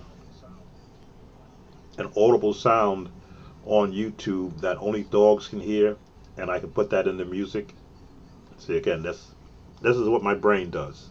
Find an audible sound that only dogs can hear that's on YouTube, capture that sound or sample that sound, and then create some music and put that sound in there, so that when a dog hears it, if somebody clicks on the channel, oh, this guy's doing music for pets? Oh, let me hear this.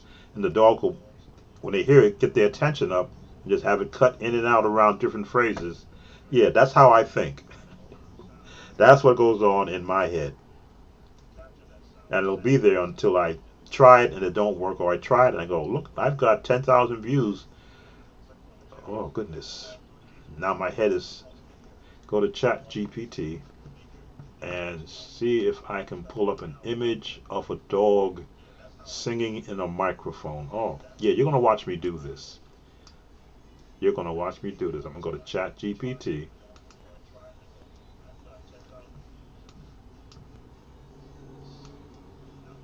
And my sister has a Shih Tzu, so we're going to use that as our dog.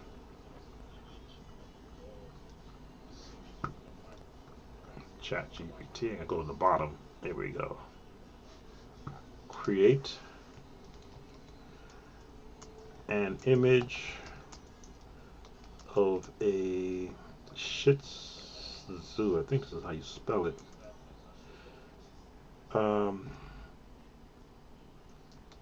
Singing with a microphone. So now I'm just going with a microphone in a dog park.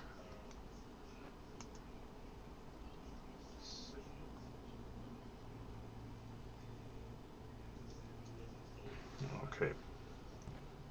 Create a front-facing image.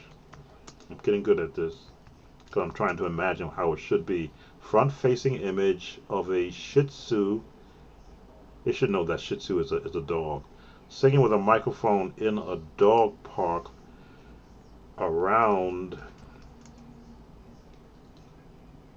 pit bulls,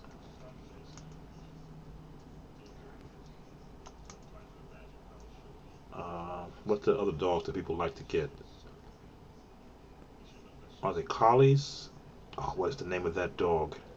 I'll say collies. And what's the hot dog called? The little hot dog that people like to look at. They're so cute. They're big on YouTube now. People showing their dogs. Oh, what is that little hot dog called? Oh, I can't think of the name of the little hot dog. Okay. Pit bulls and we'll say others. Other dogs. So we got create a front-facing image, front face with a microphone. Let's say holding a microphone.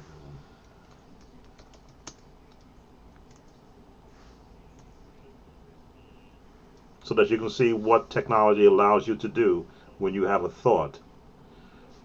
Terrier, Yorkshire Terrier, is that what the little hot dogs look like?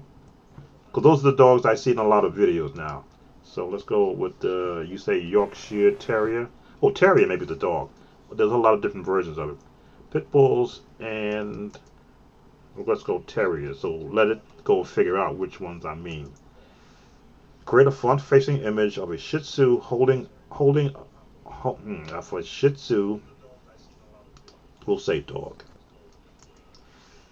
Because they may think Shih Tzu is a Japanese something, anime. Create a, and I don't want an AI image, I want a realistic. Create a realistic image, realistic front image. Because you got to be specific if you want a particular. Create a realistic front-facing image. Okay, the image was there of a Shih Tzu dog holding a singing, holding a microphone. There we go. Get my words right. Singing, holding. I'm gonna do this dog music thing. Holding a microphone in one paw while in a dog park surrounded by two pit bulls, or 28s, two pit bulls, and this way was to give it some specifics. 2 pit bulls, and we'll go with 3 terriers, mixed breeds. This is how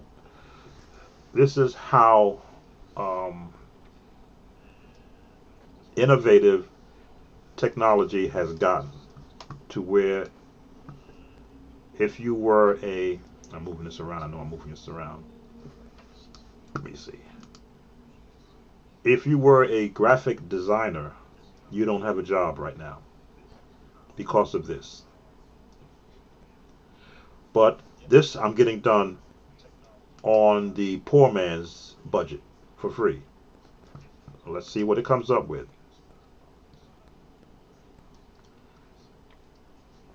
Okay, I always get that prompt. It is taking a bit because a lot of cheap people like me are creating images. So I always give it like 5 minutes, and then I refresh the page and the image pops up. But I said realistic so that it will give me, Dachshund, that's the one I wanted to know. Well, I can always go back in and redo it if I don't like the way it looks. But this is, and I saw Gary V, who I'm also a fan of, his work ethic of getting people to look within themselves and say, why am I not the best me, best version of me? And then going out and just doing whatever it is that you're best at doing. Am I better as a musician than I was a technician for IBM? No, I was better at both. Because as a youngster, my father had his own radio and TV repair business. He made me go to work with him. He didn't ask me. He said, get up, wash up, put on your clothes, we're going out to work. And because of that, I still carry a screwdriver. I have one near me. He used to always have one in his shirt pocket. I took mine out of my shirt pocket when I retired as a technician from IBM because I always carried one because I never knew when it would come in handy, either fixing something that I wasn't supposed to be fixing, or to open up a box, or to tighten a screw in something. I would go into people's houses because I learned how to adjust 3-color guns in a color TV set. I would go to people's houses when they got their color TV, and because of the magnetism, their color would go out. I could go into the back of their TV set as long as they put a mirror in front of me, go with my screwdriver, go to the pots, and adjust the image on the color TV set so the flesh tones wouldn't look all bluish or all yellowish. That's what working with my father at 9 years old in black and white into color TV taught me, so that when I got my job, my opportunity to work with IBM at the age of 17 years old, graduating from a high school that taught radio and TV, because I thought that was my path. When IBM made an offer to anyone who's would like to come in and take the exam for IBM, I said, well, gee, my father's only giving me $5 a week. IBM is going to give me $7 an hour. 46 years later, I retired from IBM.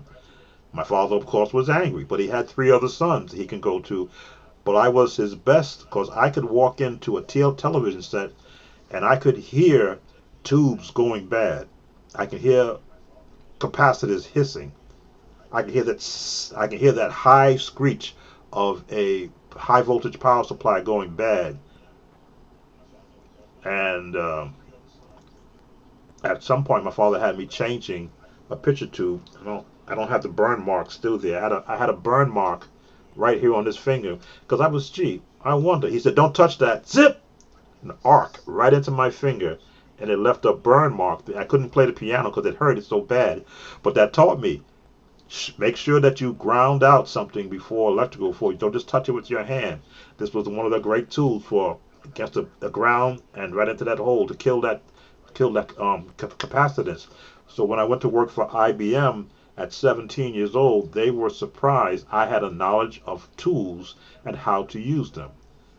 And I became one of their decorated technicians. By decorated, they have an award they would give us. They call a mean service award.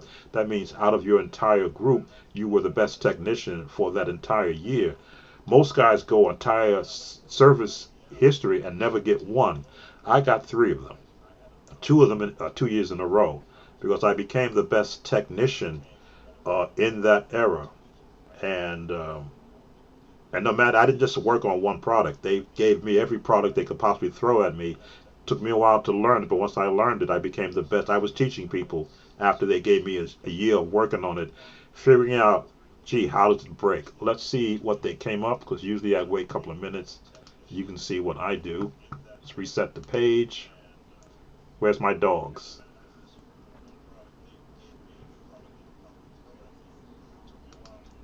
All right. This is Chat GPT.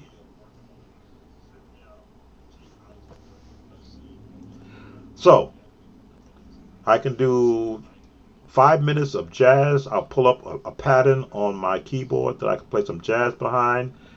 Mix it with a bass on the bottom, and that's a piano. And I can put a title on it, Jazz for Dogs or something. And can I do that live? I got time. What time is it? Oh, I haven't had dinner yet. No, I've got to get something for dinner.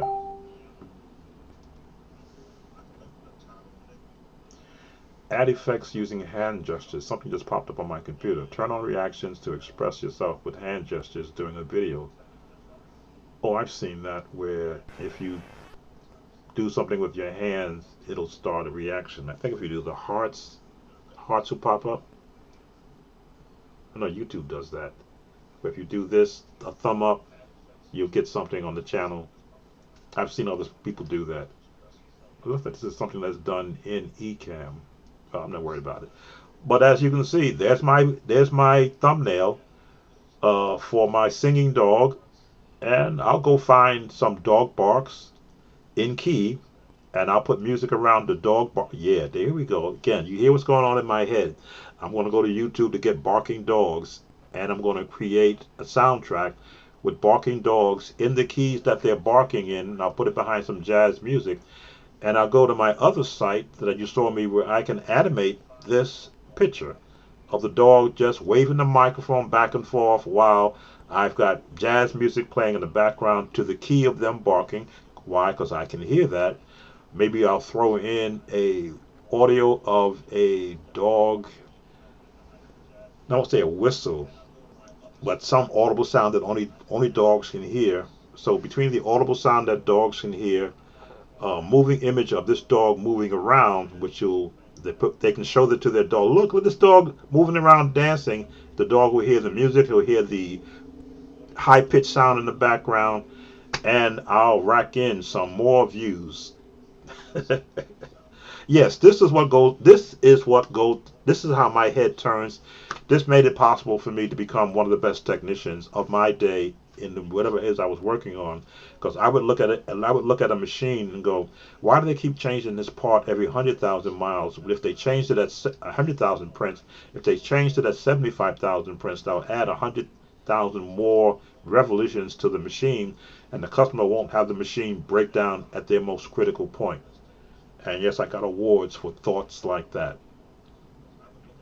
I became the called upon tech. I would be asked to take over an area that had the worst customers, and then in a year or two they became the best customers, and I would be running a great smooth operation, only for my management to move me out of that area and put me into another area with worse machines than the ones I just left. And I would go, oh man, that's not fair. Then I said, you know what, but I got a job, so don't complain. It's a challenge. As I often would say, don't complain, just compete. So that competition, that mindset kept me employed until I retired after 46 years with my tools, because they let me keep the tools. And this is one of the tools that did they give me? Did I get this one? I don't know if I ordered this one. There we go. Or I went out to buy it, because I went through, 46 years of tools. I still have some of the original tools from 46 years ago. Several bag changes. But if I had to take apart a machine right now, I could look at it and go, wait a minute. Oh yeah, used to do this, used to do that. But clean that first, take this out, snap this, don't break that. I could probably do that and shoot a video of it. I think if you've seen the video when I did the battery change in my M1, that's kind of inside a circle of a viewpoint of what I'm able to do. I did a video changing the battery inside of my Chord M1. I don't use that keyboard anymore. But I said, gee, I know how to take this apart. I know how to change the battery. Let me do a video, and let's see if anybody will watch it. Well, the M1 is an old piece of equipment now. I think one person commented on it. But now it's operational, because I was able to, using a